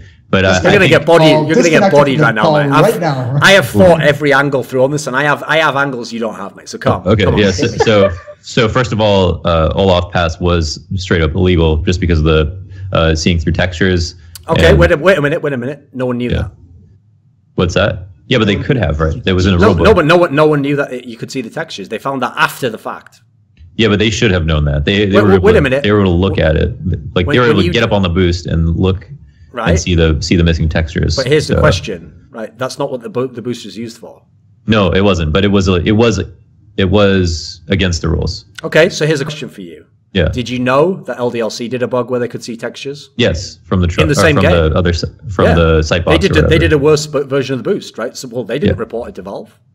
Yeah, well, I didn't say that I was not against that as well. I'm just saying. No, but that's my point. Yeah, you were kind of talking about. I mean, I'm guessing you're leading into the idea, right? That in theory, if you're doing something that you know is probably wrong, you shouldn't just wait for Valve to stop you, right? You shouldn't do it yourself. No, I'm saying that, and not necessarily that they should feel bad or that they shouldn't have done it because they knew. Because I don't think. So then, what was wrong then? I don't understand. What's wrong? I just think that it's that can have repercussions in that situation because it was against the rules. But I don't think with Big, because it wasn't in the rules, because that is a bug that's literally been in this game since 1.6 actually, that they couldn't use it. They totally could have used that, I think. Like it was. Wait, that bug wasn't in 1.6? You mean the crouch bug to appear over the top of the boxes? Yeah, it was a little different. No, but you could see the person's head. Yeah, but you could see the person's head when they did it. That's the problem. You can't I don't even care about the other aspect, like all the silent ones. I just care about the fact you can't see the person's head, so you don't know they're doing that. That's the counter. Yeah, but okay. So to put it differently, it's been in CS:GO since the start of CS:GO, and everybody in the movement community knew about it. Like it was kind of surprising. I think none of us realized how abusable it could be, but that's not really the point. The point is just that it's legal because it wasn't banned, and it was up to Valve to change. So okay. Because here's my problem with that whole issue is I'm actually totally in favor of the fact that you can do it. If it's a legal part of the game, I've always said it like this. Within the game itself, you can't like reprogram the game as you play. So anything that's in the game, you're allowed to do. Like I'm allowed to fucking crouch and move while spraying. Well, if that turned out to be super effective, is that now bannable? I'm just not allowed to do that anymore. No, it's just part of the game. If you don't want me to do it, change the fucking game. Valve can literally dictate every element of the game. So I don't blame Big at all for it. I actually think that like it's up to Valve to get that out of the game if they don't want it in, because there's been a bunch of these things in the past that was strong. Usually, here's admittedly the case. This jump crouch and the Olaf pass, unfortunately, the reason why we remember them is they were just so ridiculous when you saw them. Normally something gets invented and you can use it on one spot and you can use it a little bit and it doesn't matter if you use it, it's going to be patched out in a week. The problem was they'd found something that you could apply almost all the time on certain maps on the CT side, so it was ridiculous. But I have to say, one aspect that pissed me off about the whole public reaction to that is, again, you just saw how the community have no moral consistency. Like when I try to think about something like morally or philosophically, I kind of come in with what my perspective is, right? And then I look at who's involved in it, and it doesn't matter that I don't like this guy. I'm not just going to switch over against him if what I thought was in favor of him, right? The public doesn't do that. So, for example, imagine, that this same bug had been exploited all the time by, let's go ahead and say someone like Na'Vi, Astralis, so teams that aren't super well liked by a lot of people. Like if Simple was doing that all day long and then peeking out and killing 3U, people would have lost their shit on Reddit. They would be like, you're fucking, it's unethical. He's just basically like cheating against these guys. Why does he even need to do it? The reason people were in favor of this wasn't like I was saying there. They just agree that, you know, if it's in the game, you can do it, because that was kind of what the Olaf Pass was. The reason they were in favor of it is because Big's an underdog team. Because Big had to find every little edge they could to get these wins against these better teams. And so people wanted to believe, like, no, they deserve to be rewarded for discovering it and figuring out how to use it. So I kind of feel like people just went both ways simultaneously in a way that's unfair on that. Like, either you believe it's fine, in which case anyone can do it, or you think it's like, for example, remember the famous thing, launders, is one of the reasons people hate Fnatic for the Olaf Pass is they believe Fnatic should have contacted Valve and said, look at this boost, is this allowed? And if Valve says yes, then you can use it, right? Well, I didn't see fucking Legia contacting Valve. Oh, I'm going to use this crouch peak all day long. And it helps, you know, he didn't do that. But I you know, I'm consistent on both angles. I think you shouldn't have to do it, or you should, you know, one of the two. Yeah, I think it's just a matter of rules for me, and like there's no moral high ground to take on either issue. Like it's just like if you have an advantage, you can use it, and it's not against the rules. You should be fucking using it. And if it shouldn't be in the game, then it's up to Valve to change it. And that's like the bottom line. But I mean, obviously, it was a team that was less liked. Like Fnatic weren't particularly liked at the time anyway. That was part of the problem, obviously, wasn't it? Yeah, like people were still like a year later talking about that JW thing where he was like yelling at Nip after they went for that ruling or whatever. It's something ridiculous. And people keep talking about that sick fucking British analyst guy just because of that Poland stuff years ago. Why do they keep bringing it up? I know, it's crazy. Let's just let all these things die. Like, let's all just move on. But anyway, Moses, I preferred watching it from my couch, mate. It was a lot more comfortable. Yeah, you seem to be comfortable. You had a nice bookcase behind you as well. Moses, since here's the thing, okay, I'm actually very good at keeping secrets, so no one knew about that whole setup, right? What did you actually think when suddenly I just came on screen like that? I liked your tweet, by the way, the most. Still making Skrilla or something like that. Wasn't bad, was it? Yeah. Who made that picture? That was awesome. It was good. Yeah. It was nice with the Star Wars music or some shit. It was like it was like some rip off of like fucking Phantom Menace, like. Well, when our death segment ended, the producer was just Landers. The producer was just like, we have a surprise for you coming up. You might want to stay at the desk for this one. And it was that fucking video. And I just was like, fucking hell, here he is. That video literally was like, at last, PGL, at last I will reveal myself to the polls. I will be in the arena. Oh, God. Also, you've got to love like... It was executed really well, I thought, with the music. It was banging, it was well done. Well, I even put the little inside joke in there where I was like, you're wrong. Well, actually, you're right, but you're wrong anyway. You know, like I just put that shit in there to fuck with people. You know, why not? Yeah, sound. It's good. I liked it. It's a very Thorin thing to do. Also, they could have never known at PGL, but those fucking clips saved their asses with those like 2-hour delays they were having. Like they needed some mad content to start. Especially because they threw in the whole fucking clips, didn't they? They didn't even edit them down. It was literally just like 9 minutes of you talking.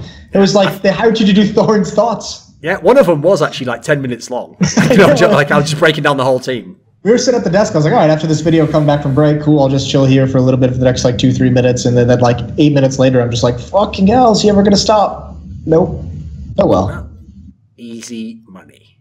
Just straight Skrilla. Speaking of easy money, a team called Immortals managed to get one map from winning the major. And here's who they played. They lost to Astralis. They beat Vega Squadron, they beat Na'Vi, they lost to SK, they beat Flipside. So in the group stage, they beat Na'Vi, Flipside, Vega. So two of the worst teams in the tournament, and then Na'Vi have their own issues, but are a good team to some degree. In the playoffs, they played big. Again, shocked to even be in the playoffs. They played VP. Okay, VP, yes, has a big name. I don't think VP even in this tournament was good personally. And then they played Gambit. Fair play. They won a map off Gambit. That's good.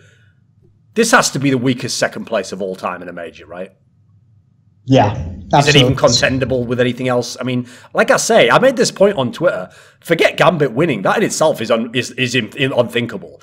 But normally, you don't even make top 4 of majors unless you're like a fucking world-class team. Like, remember all those years where top 4 every major would be like Fnatic, VP, LDLC, the Danes. Like, that would be like the top 4 every fucking major. It felt like, you know, swapping around if like a NIP was good. You know, like you had to be legitimately top 3 or 4 to make the top 4 in the major. It's just the way the rules kind of worked in a way.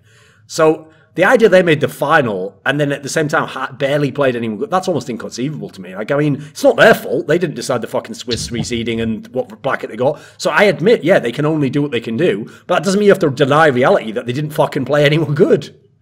I would keep Virtus.pro in there as a good team, but yeah, outside of that, I don't think they necessarily beat anyone all that impressive. Navi, I guess, kind of.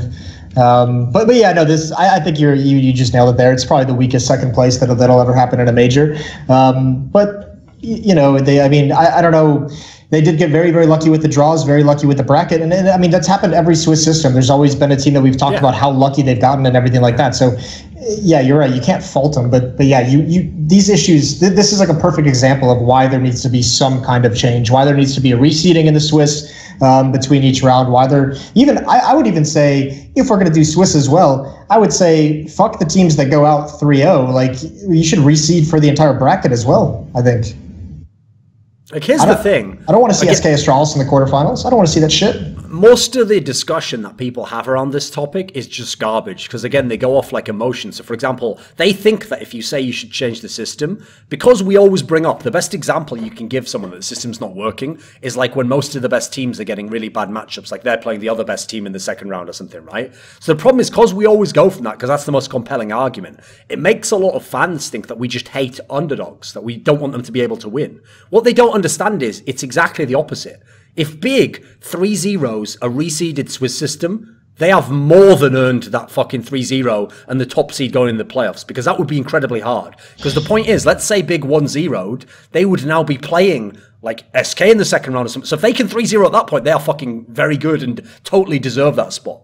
Yeah, Listen, it's just that I just think it's crazy. Like, just as you're talking about the mentality of people, is like, they just think about how far someone gets in a tournament, but not who they beat. Like, as if one's not more important than the other, which is crazy, you know, like. Well, I mean, put it this way, okay? In this tournament, I don't think you could get any expert to deny that Astralis was better than Immortals in this major. Yeah, of course. Yeah. But they didn't make it as far, obviously.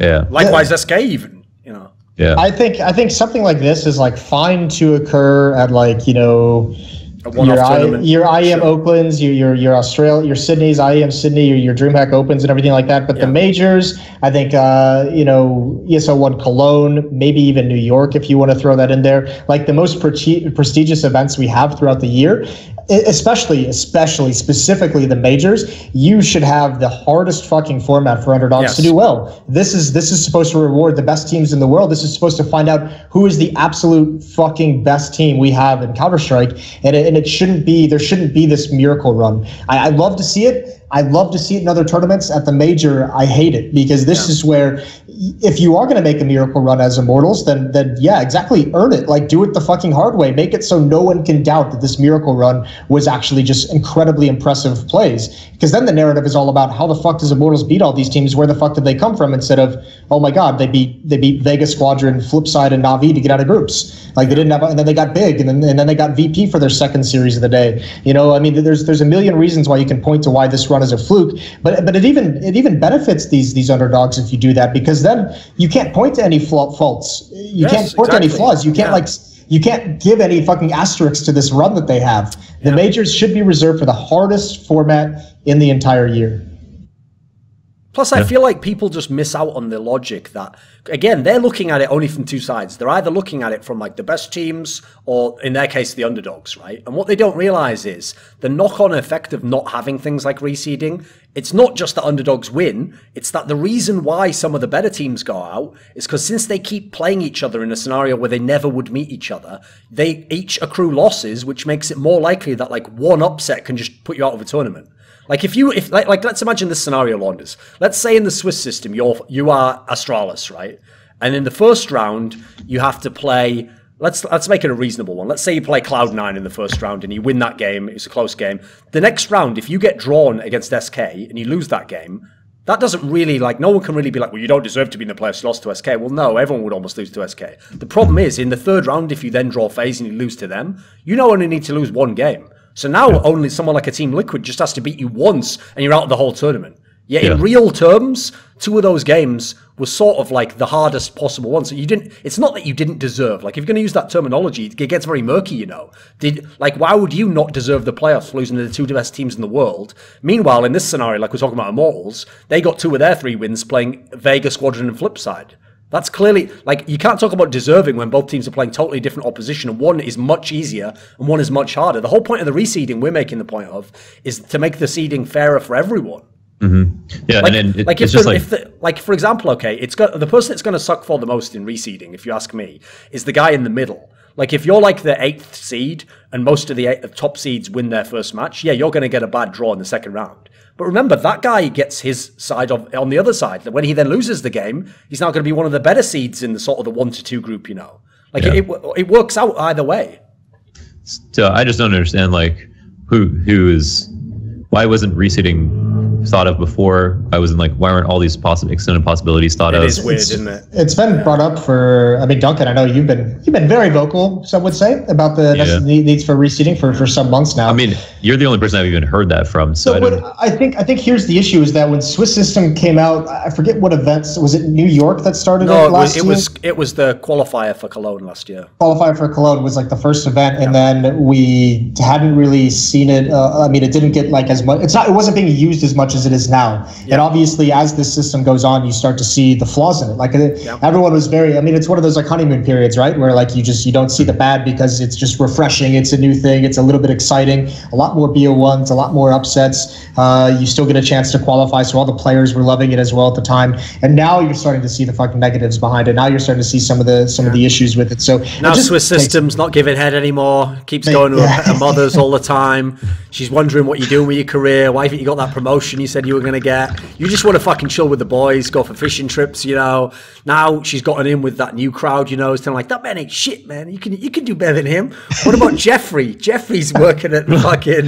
Who's Jeff? Listen, it went deep, okay? It went deep. So. Mate, I cannot tell you how unbearable it was to do Swiss System at the major qualifier, Swiss System at ESO1 Cologne, and then Swiss System at the major. Just 3 weeks back to back to back. It made me want to blow my fucking... So in short, fuck Maniac. And his system that he rode in on. And his whole fucking system. No, but this is the thing that tilts me though, Launders, is that unfortunately, right, here's the thing, because fans understandably don't spend their lives like studying the different formats you can have for a tournament. They just accept whatever the format is how it should be done. So the big problem is people look at all these options for formats. Like they look at round robin, like we have at IEM tournaments. They look at old school GSL system that we used to have at the majors. They look at Swiss system now. And they naively think, oh, that is what GSL system is. GSL system is when you have 2 best of 1s that go into a best of 1 winners match. You can have a best of 3. They don't understand like there's many options in the system, you know.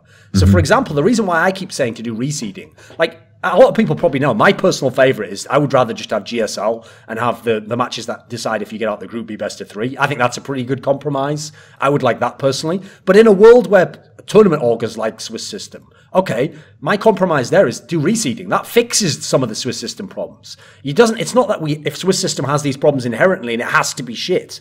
No, you can, for sure you can fix it. There's a bunch of ways you can make it a lot better. So that's the main issue for me is we've got to tweak these systems. We can't just think, right, well, oh, you have to have a best of 1 round robin that ends with a weird tiebreaker system like ESL has. No, they made that up. No one forced them to do that. By the way, this is also, I mean, maybe not when you do formats for tournaments as well, this is where it gets a little tricky because organizers also go to players and ask players what format they want to qualify out of. By the way, how rich is that? Remember this, Moses. Think about all the things you've seen in the media recently. So at this major, think how many players tweeted that Swiss system is shit. We had I think Fallen did it. I think Taco did it. I think maybe did Nico or someone. Dude, there was a lot of players. And we're talking, here's the thing, fair play to them. There was also a lot of players who did it, who got to the playoffs, which I like. I like when you benefit from the system, but you still say, listen, I'm not a fan of this, it shouldn't be this way. That's very cool. The problem is, remember what we were told at ESL1 Cologne, Moses, that there was a vote, should we do GSL or Swiss? And apparently Swiss system won 10-6. That's what they said was the vote. Come on, guys. How can every team now be claiming the Swiss system? They're consulted for Pro League finals as well about what format, and the players chose to use the shit fucking round robin format that we had at the last one. It's almost like people who are just really good at headshotting don't know how to run tournaments. So most teams are underdogs, though, right? So in a vote, a a vote, like the underdogs will just have majority. Well, you also create a system. You also create a system, by the way, where for fan purposes as well. Like I love it from a viewer's perspective. It's really nice and refreshing to see a new matchup every single time. But here's also the problem. Like when you have like a system like Swiss system maybe for viewers is all right. The one at ESL Pro League, by the way, the group stages are just boring. They don't actually like mean anything. It's all round robin and everything like that. So there's no intensity in these matches, right? There's no real there's no real like elimination match until towards the end, and that's the crazy thing is like, if players are allowed to decide formats for these tournaments, they're obviously going to choose the formats that give them the most chances to fuck up and still qualify and still get out of the groups. So they're going to pick the formats with the least elimination matches and the hardest to be eliminated from. So in that sense, you don't get all the exciting games that we always have. It's just like another drudge of matches that don't really mean a whole lot in the context of things, or mean something depending on how this match turned out if you're doing round robin. So if players are allowed to pick these formats, we're going to get boring formats. Like they're going to want these ones. They're going to want the ones that allow them to qualify the easiest, that allow them to have as many chances as possible, that allow them to fuck up and recover from it throughout the group stages. So it's just like this delicate balance of allowing players to have feedback and allowing them to decide some of these formats. But either way, some of these ones we're using at the moment need tweaking for sure. Even when we use GSL, I'm not even a huge fan of the way the GSL was. I think Duncan, the BO3 for the qualifying match instead of the elimination matches is solid, maybe even for both. I just want to have one tournament that just goes, fuck it, we're going to have as many days as needed, we're going to run the best format possible. Why haven't we gotten that yet? Why has no one just said, fuck it, let's do it? That's the thing as well. Like at the moment, the reason why it's so critical to make the point is because obviously, like you said before with your argument about Swiss system, like, yeah, we want other tournaments can be crazy and use any format they want and have any results they want. Okay, that's cool. It is cool to have variety. But for the major, we want the best system. So the real problem is, like, the obvious thing to say is, why can't Valve change it? But we all know that it's impossible to fucking communicate with them. So I would agree with you there. This is another example of where if you're ESL, you can become, again, very popular in the community. If you figure out what the best tournament format is, like one of these modified ones, modified GSL, reseeded Swiss, and you're the first one to run it, and you actually run it, and it goes really well, and people see that it doesn't have the same flaws, you will get massive props. Remember, there was actually a tweet along these lines where when, I think it was me and Lurpus were discussing how you could change GSL so that, you know what, currently at DreamHacks, they have the 2 lower bracket matches at the best of 3s. Yeah. Instead, we were like, why not make it so that it's only the decider match and the winners match that are the best of 3s? Because obviously the downside is, yeah, you can go out 0-2, but again, who gives a fuck about the guy who goes 0-2? I'm not going to change the whole tournament for that guy. So when we made this point, actually that guy Adebisi from DreamHack said that is their plan for Malmo, I believe. Ooh, so there we go. There's someone who's got a chance already to come out the gate hot and do a different format. Because I agree, if other tournaments fix it, I don't know if that will ever affect what Valve do, but at least we'll kind of see, like, look, it does work. This is a better system. Hopefully players will like the tournament more. It should work for everyone, I think. There's an obvious solution here. Does the best team win the international every year? I mean, that's complicated because you have to remember the international's double elim. So I would say in general, yes. Like, it's very rare to me. Like, here's the thing. It doesn't in as much, like, here's the best way to say it. The team that's the best at the international pretty much does always win. Like, it's very rare that they get, like, some mad upset. But the best team in the world doesn't always win the international just because of the fact that, you know, like, in a tournament, someone can have a massive open performance and the other guy can kind of, like, not be as good as he was in the 3 tournaments before. So it could be like the Astralis SK scenario this time, you know.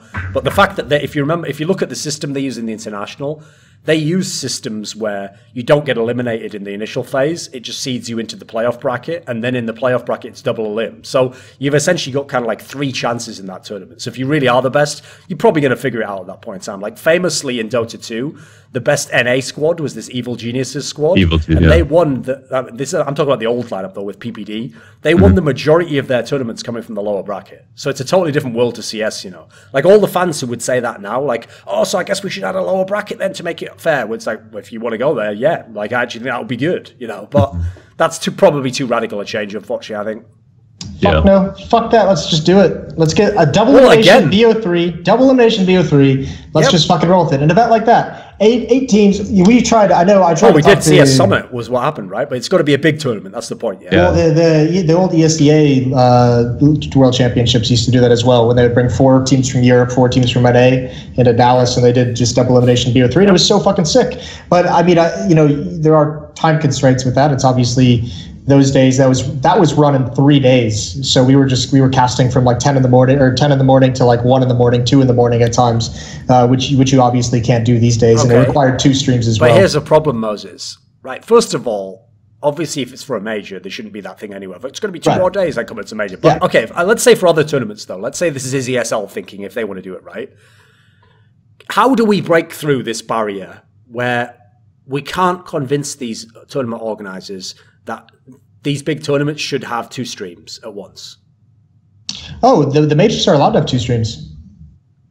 Then that does it right there, because that's why it doesn't have to take as much time. You do like, here's the thing. Let me be real, right? I'm someone who I've been a lifelong fan of Counter-Strike. Well, I mean, obviously, I had to be like fucking 18 when the game came out. I wasn't a fan when I was 7, and they were like, "What's your favorite game?" Counter-Strike. That doesn't exist. It will one day, can't like. You know, obviously, lifetime in the time that it's been alive. So, glad I reiterate that for you there. I didn't have a psychic vision of Counter-Strike coming out. So the point I want to make is this. To me, I love to watch Counter-Strike, but even I don't want to watch every match at a tournament. And in fact, I would watch more games if, say you had more games, but you're putting them on 2 streams, it's way more likely I'm going to watch the game live. Like, whereas at the moment, if you're like, right, coming up next game, Big versus Flipside, I'm probably going for a snack then.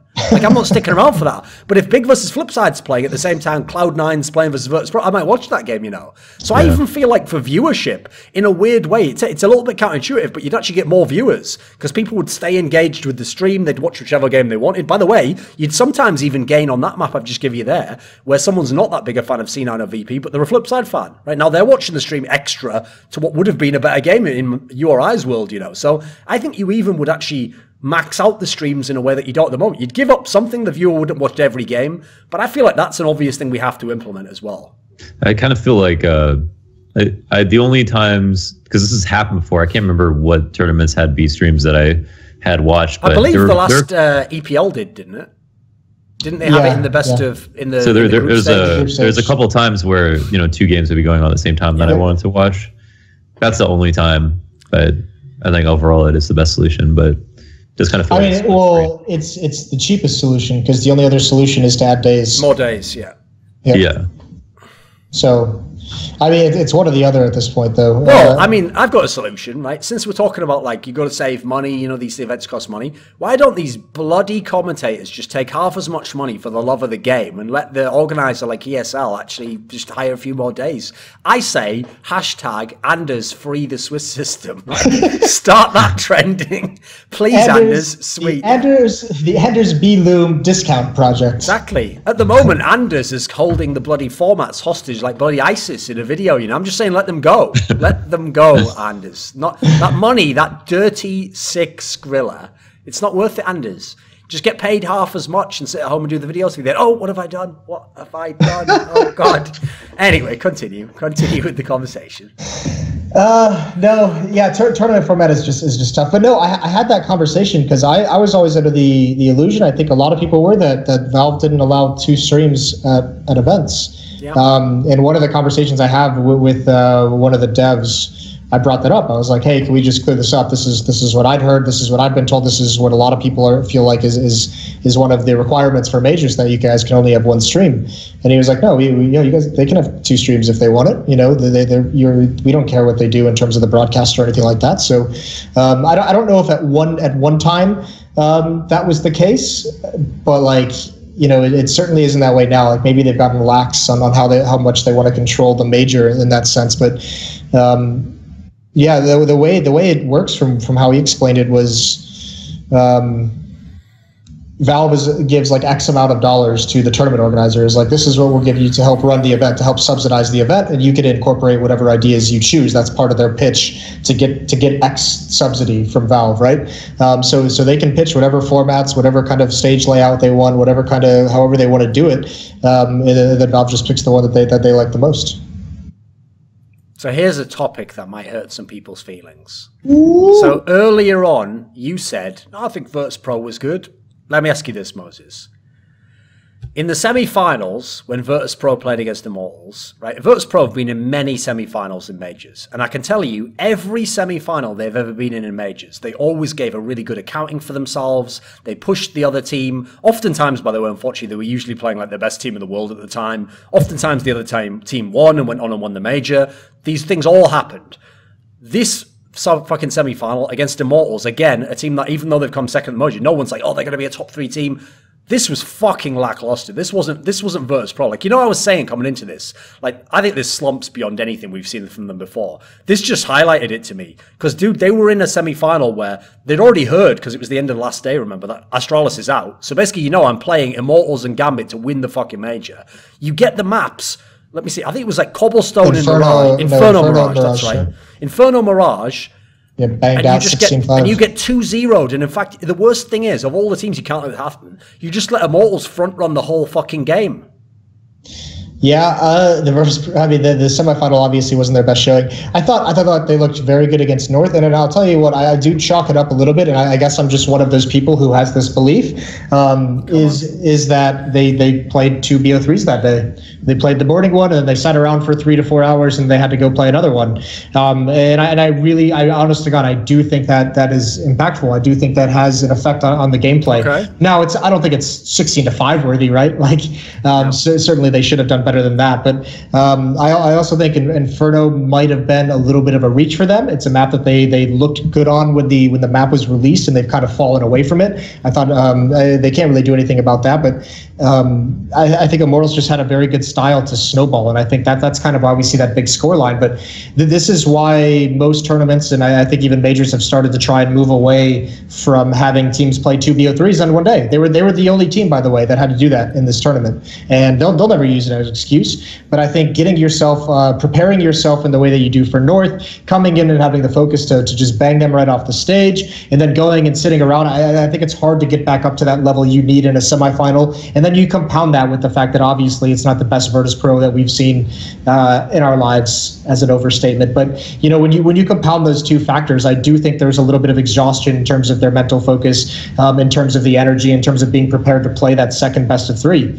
So I don't know. I chalk it up mostly to that, obviously. Okay, but this isn't one tournament, though. Like, where do they go from here? No, yeah. Let's be realistic. Okay. So that's what you want to know. I thought you were specifically about the semifinals. But. So remember, like, they won Vegas in February.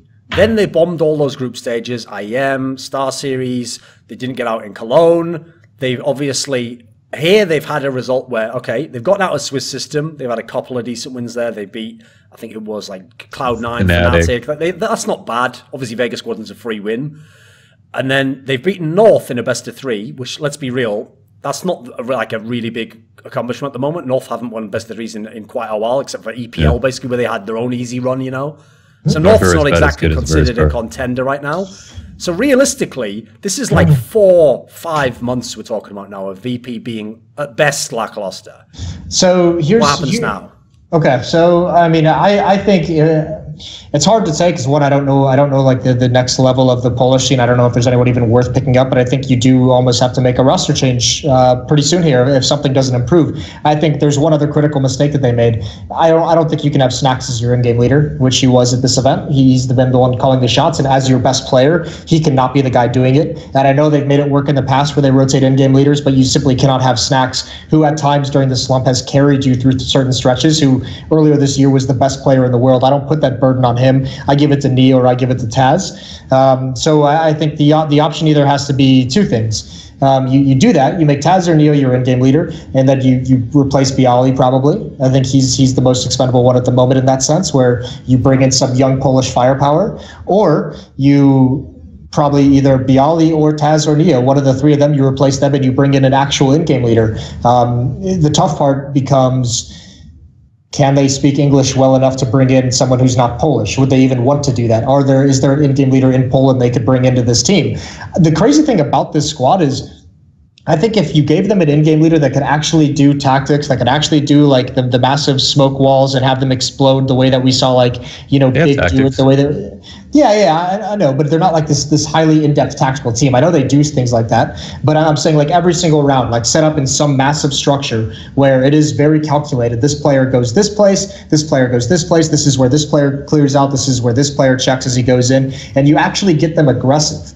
I think on this team, it's Snacks at times, but it's mostly like Taz is like the main one who leads the way and executes. They don't even feel like they have an entry fragger at times. Like sometimes when this team starts playing very, very poorly, it seems like no one wants to take the initiative, and they reference it. They call it like there's no power, there's no balls behind their play. But I think you get someone who's going to have that go word where you cover the bomb site and smokes and you push through it and you have all the strength. Like these guys are just made for that kind. If you think of how they played on Train in the past, of everyone just rushing, like, no caution, throw it to the wind and get up into the bomb site. I think if you bring an in-game leader who can set up tactics like that and who could do it through the entirety of a half and really, really call, this team could be very effective. But I think you do need to either to get a little bit more tactical in that sense, or you need to bring in some more consistent firepower, because at the moment they have Pasha, Snacks is up and down due to the in-game leading and due to his own personal slump, and then after that there's no real, Bialy's supposed to be that next level of firepower, and he's not. So I used to, I think I used to regard Virtus.pro, I used to describe them with words like explosive and just had really good spacing and were relatively loose and stuff like that. But I think I talked to, I think it was Snappy, and he said that he studies Virtus.pro more than any other team because of their tactics and their strategy. And then I started like paying a lot more close attention to them. And like I did a video on one of their rounds, and I was blown away that they had that much tactical depth, because I don't think it shows on the surface. But I do think that give they us do an need example to then. Like kind of explain to us like what would be a Virtus.pro tactic be like? Like how deep would it go? How deep would it go? So there was this round on Mirage that they played versus Cloud9, where they went B halls, and there was a double fake where they ended up going A on an A split, and they first threw a false exec on B. They threw a couple of smokes. Automatic was pushed up on cat corner, and then they threw their false exec walk underpass with Neo and Snacks. You did a video on this play. Yeah, this is the one I did a video on. So like Automatic told me about this round, and I went back to watch, and I was like amazed. And he basically, that smoke caused Automatic to fall off cat box, walk up to cat to see if anything was going on B. By the time he came out, they waited for him to come back to cat, killed him, and had an exec at A, and they had an exec at A, false exec B, and then they split connector. And it was like, I had no idea that they did anything even close to that in their rounds. Here's the problem with that is, like, yes, they have those tactics like that, but they don't use them as frequently as they should if they're so in depth. And then on top of that, if you come into an event and you change your in-game leader, which Snacks hasn't been doing it for super long, you're obviously going to lose some of that. You're going to lose some of that tactical ability with the new caller, and things along those nature. And then also, if you're a tactical team, the strategic team, the reason that Immortals beat the shit out of them so badly on Inferno was Virtus.pro just didn't know what to do about the AWPs. Like they just literally kept walking into ops, and they got just decimated by it. And it happened on Mirage as well. And if you're a tactical team, you should be able to counter double ops. There needs to be some kind of smoke, flashes that you all know, or just switching up the pace and getting into a bomb site, forcing them to retake. There are things tactically that you can do that Virtus.pro never did in these matches. Yeah, so getting opt in your default is like, I feel like more of an individual mistake than anything else. Like if you're set to go B, but you know they're opting. So like everyone as a team is going B, but you forget to shoulder peek, or you peek too wide on something, or you just weren't prepared because you didn't expect an opt to be there. Well, I think that's just your fault for getting killed. I do think that they do need to make a roster move. I don't think it makes sense to say that because they're the only team and they've had some success that they should stay together for the rest of time. It doesn't make, they're like, a couple of their players are getting pretty old. They have kids. They're probably, their motivations are changing a little bit. They played Counter-Strike for a very long time. They won't ever have as much success as they've already had. There's a lot of those factors are probably playing into why they aren't playing as well now. And I think that just like you had that effect with Forrest on an IP, where every time you bring a new player in, he would start playing like a lot better. I think that Virtus.pro would benefit tremendously from that, some fresh blood. And also I think it would give them more faith that maybe they could achieve results that are a lot different than what they've seen in the last like year and a half in a shorter amount of time, or might make it more fun for them or something. But I think motivation is probably a huge issue. Because I actually think that team, like, here's the thing, I've never really thought they were like a super tactical team. For me, what they do is they have a few, like, obviously pre-designed tactics. Everyone knows famously, like, some of the amazing smokes that they've invented on some of the maps. They have a few things that they work pretty effectively, and they just work out with those. Like, I have to say, in their team, I think Pasha and Bialy are not in any way cerebral players. Like, I think they're players that you just pray that where they go to their position, they do something that works. You're hoping, like, Pasha gets up close and just pushes on someone. Like, Bialy just hits, like, a crazy headshot when he peeks out, Like, Snacks, and the other problem is, okay, so Snacks is an intelligent player, but to me, he's like the kind of player where it's like that concept they have that they say in basketball IQ, right? The reason why they invented that term is because you can apply it to someone who's in no way an intelligent person outside of basketball, but inside the game, they always know kind of what to do and what their team needs for them to do. That's what Snacks' intelligence is like, though. It's like intuition, And the downside to that is, if your feel for the game is off, you are going to essentially make all the wrong moves because your intuition is going to be like telling you the wrong thing, basically. You're going to like think that I should push at this point in time. It turns out actually that was like, they're going to double stack there, you hadn't read that correctly. So the problem is, like, literally over half the team isn't really like scheming on what to do in the game. Like, I think Neo and Taz, because they're such veterans, they really do know what they're doing tactically. Like, I personally, if I look at the eras they've had the in-game leaders, personally, I think it's when Taz has been the in-game leaders been the best. And part of that's because if you look at his style of play, it's actually the same in all versions of Counter-Strike. He will always be like an entry man on a bunch of tactics. Like, if there's a really tough tactic, he'll be the guy where it's like, right, I'll just run in totally first, sometimes not even with an AK. And the idea is I just open up space for the guys behind me, and then I know this tactic has a chance to work based on like a simple read I made in the game, Neo's more like, he is more like the tactician, studies every smoke, thinks about what's going on in that aspect. So the big problem is the only reason they change in-game leaders is when they have slumps. When they have a bunch of tournaments that don't go the right way, internally they just decide, right, let's switch it up. Someone else become the in-game leader now. So the problem is there isn't really any solution in that. They're just going to keep going in circles. They're just going to keep cycling who the in-game leader is. I think if one guy was amazing, they'd just stick with him forever. But I think it's a mixture of, like, I think the team concept's gone as far as it can go. Like, I don't think in the modern day you can be like how VP's setup is and be a fucking monster team every tournament. Like what advantage do they... Okay, here's a real question for you.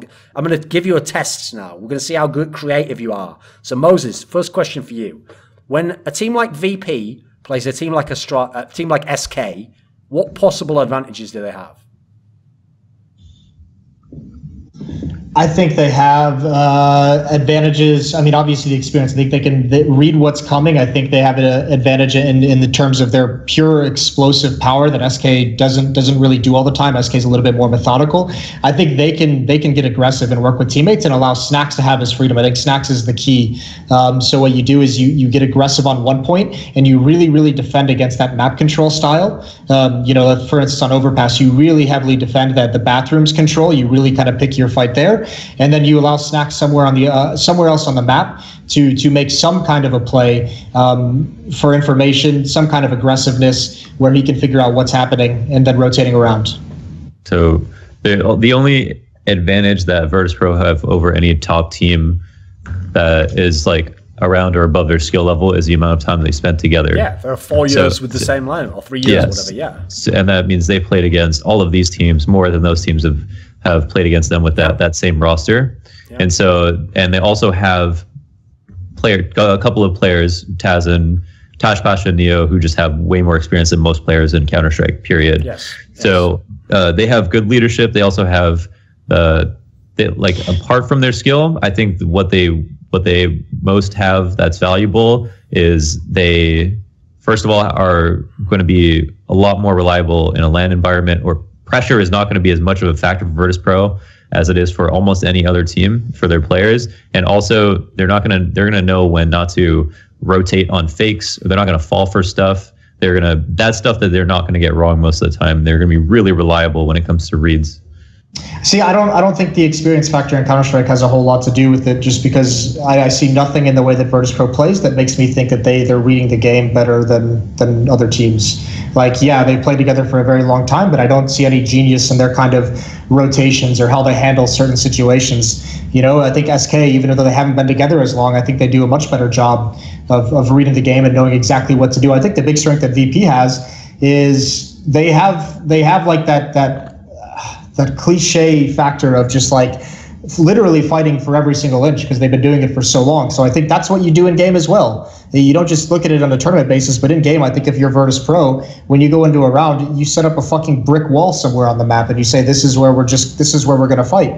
You know, draw the line on the map and just have players who just say like, you don't fall back from this spot. You take the fight and you try and trade and you bring it into a 3-on-3. And then you get the experience of like Neo knowing how to clutch situations. Then you get the experience where Snacks, with his ability to move around the map and find some kind of clever flank, find some kind of clever play. That's where you want it to be. But you have players like Taz and Pasha, those guys just want to fight and they want to dominate you. So you unleash that a little bit. That I think that's the big thing that Virtus.pro is lacking in this slump that they've had, is we haven't seen that power, that willingness to just fucking say no. You know, they've been giving things up. They give up ground. I think you need to look at these players and say they are the biggest personalities we have in Counter-Strike, and one of the reasons why everyone loves them is you can like read their personality in the kind of game they play. And right now they don't have that identity anymore. That doesn't translate into their gameplay. I think you need to get them back into that comfort zone where they're playing exactly like the kind of people they are, and they just say, fuck no, like you're not taking control of this part of the map. Like it's just not going to happen. You know, and even no matter how illogical it might seem at times in game, they're one team that's always been able to make the exception to that rule. Because here's the problem I have with that, is like there are two factors which people would list as an advantage for Virtus.pro right now, which exist. So therefore they should have advantages, but they're not a top team. So here's one of them, is what you said before. They've got the most like experience ever. So in theory, their team play between each player should be at the maximum you could almost ever get, like historically, you know, like the wealth of like the experience they have playing with each other. But here's a second factor. Remember when New Inferno was brought back in for Dust 2, everyone was like, oh my god, VP has the perfect map pool. They can play every single map, like they should be even stronger. That still exists. They have the best era ever for their map pool. And they're not doing shit. That's really bad. That's an indictment of where they're at now, mate. Yeah, because I mean, but that kind of thing like works in theory, right? But like it doesn't always work in application. Like you're exactly right. They've played that map for years. They know how it plays out. They know how all the rotations are. They know how to handle every situation. But it's not translating into the game. And I think that's where you see in interviews when they're saying, you know, we're playing like pussies. You know, we're not playing with balls. We're not playing with enough aggressiveness. And I think that's the big thing. You need to find a way to instill that back in them, because they're getting outplayed on maps like Inferno, like Nuke. I mean, I'll tell you what, Nuke was something they could always rely on. Their Nuke even doesn't even necessarily seem all that powerful at the moment. It's probably their best map, but they're not the gods of it anymore.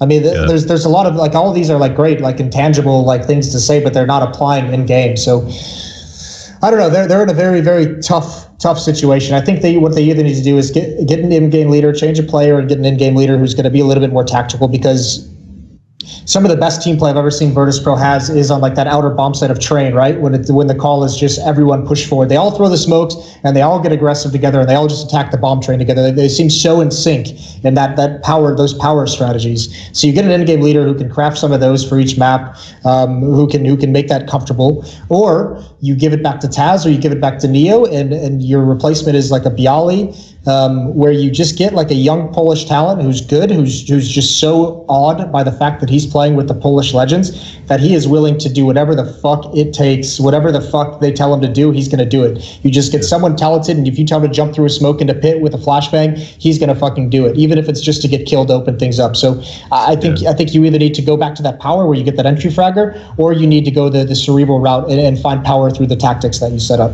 So the next best player in Poland is Mihu, right? I don't know if anyone's better than him right now, or at least was in CSGO. That he's a player who's... What's that? I have no knowledge of the Polish scene, so So Mihu subbed for them a couple of times, so I would assume that he's like the next best available player, even when he was on other teams. And I think one thing that I have always been critical of Virtus.pro, of just in my head, compared to like Escape, for example, and there's like this rise of academy teams, and that's because you want to have like a place where you want to farm players from, or like watch how they play, know how they play. Maybe they come from your region, and then you bring them onto your team when you need them. And with Fallen, he had Gamers Academy, and he had this Immortals that he ended up bringing to the U.S. and then picking up Phelps from there. Like that's a huge reason that he on SK are even relevant right now, because Phelps turned out to be such a good player, and they got to pick from like the best players in the region, and he played a huge part in developing his region to make sure that they were good. And with Virtus.pro, they haven't really done that with Poland. They've kind of just had Virtus.pro, and then the second best Polish team, which Innocent is now on. What team? No, Innocent's on Penta now. Innocent. He's the only Polish player there though now. Yeah, so like Innocent's on Penta now. When Innocent played with CS:GO Lounge, which had like Mihu and Spiro and stuff, and they were actually quite good. But I feel like Virtus.pro didn't do anything to kind of like work on development of their players in their region, and I don't think they feel like they have an option for who they can replace. I think that even when Mihu did sub in for Virtus.pro, he didn't play that well. There's a couple of lands, I think it was like IM Oakland or something, where he just did not play that well. And I expected him to play extremely well. Well, I mean, here's the thing with Mihu and with, I mean, even just Kinguin, like that team has been around for years and they've never done anything. So, I mean, yeah, they're not necessarily like a direct farm team for Virtus.pro, but you imagine if they had showed something, perhaps a roster change would have happened already. But that's the problem. This team from Kinguin, I think outside of losing Innocent, they've pretty much been the same for so long. And they're still not able to compete with the best teams. So here's the problem, Moses. That's the problem, okay? Basically, your argument, which I to some degree do subscribe to, is that normally the way that Virtus.pro would have been forced to make a roster move is think about how Na'Vi got simple. Okay, so Na'Vi for years told everyone we don't want simple. But what happened was when they finally started to dip in form and he was fucking wrecking everyone, including at majors, they had to consider him. Because how couldn't you? You have this guy in your scene from your country who's fucking insane. You need some more firepower. It's an obvious move you have to try eventually. Here's the thing: it could have died after a month, but you had to give it a chance, right? In the same way, there obviously isn't that in the Polish scene. There's been no one who's proved that. But I'll go the other way on this one. Even though in general I agree with you, I think someone should have been able to prove themselves by now after like 20 international lands and playing in Pro League and all the stuff that these teams have done. They've made it to majors, the second and third best Polish teams. So here's my big problem though: is there is the other aspect where eventually you can't just go the other way and go, right, well, since no one's proved themselves, no one ever gets a chance. Because here's a perfect example for you. So do you remember watching KNG when he played on Luminosity? Not so much. Well, I watched a few games. I know he was on there, but I didn't specifically They were doing fuck all, mate. And he wasn't doing anything special, by the way. He wasn't like, some sick player on that team. You were like, wow, he's got a future, they're shit. He just looked like another player. Launders, you must have seen some of these games. Are you talking about... Luminosity, KNG like on Luminosity. He looked like a normal player, right? Yeah. He didn't look like he does now. No. No, he's bonkers now, though, right? Yeah, it's insane. Oh, so that's the problem. I feel like you have to almost, since MVP's in a position where you need to. So here's the thing. There's two moves I think they could make personally.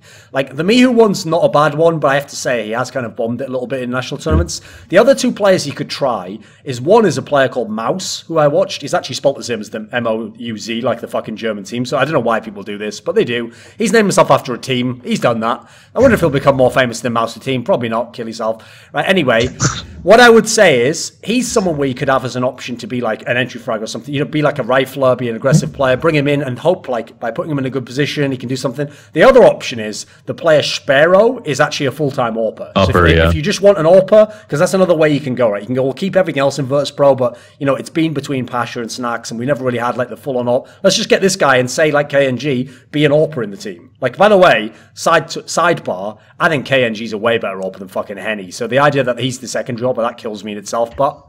Yeah, so the one thing about KNG, which is a good point, but I think that Brazilian players had more info on him because they knew that he was amazing. So I don't know why or what results he had that showed that to them, but they did the same thing with Cold, where they just kind of heard or had watched him play in like up and coming tournaments and were just like, this guy's special, even though he's not playing against the best teams to prove it. And I don't know who that is in Poland, but. Yeah, no, I agree. That's why I even said, you go get some young talent, but apparently, I think they probably did a little bit of I think Virtus.pro is kind of a special case where one way you could argue like NIP, they held onto the roster for too long, maybe. I think the other argument is they've been through so many slumps and always come out to come back to being first in the world for a certain stretch, that they thought this could still continue. But I mean, I think they have to be considering it now, right? I mean, look at what happened after Cologne. Was all the interviews were just like, if we make through this without a roster change, it'll be a miracle.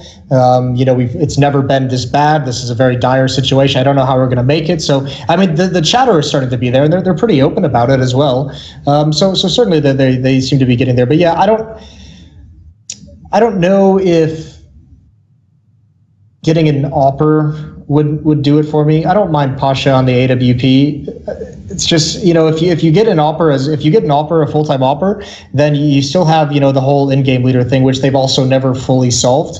And then also you have to like transfer Pasha to be more aggressive, right? He's got to be the one kind of leading the way. I guess the only other role that would make sense for Pasha after that in my brain would be to take on a little bit more of the entry duty, of the aggressiveness, maybe pair up with Taz and try and be some kind of force to create space for the rest of your team, for guys like Snacks, guys like the AWPer as well. And yeah, maybe that could work. But I mean, yeah, I don't think there's any clear right decision at the moment, Yeah, I think it's true. Like, getting a full-time AWPer might not be the best thing, because we look at teams that have purely full-time AWPers and they aren't even doing all that great, like G2 and Navi.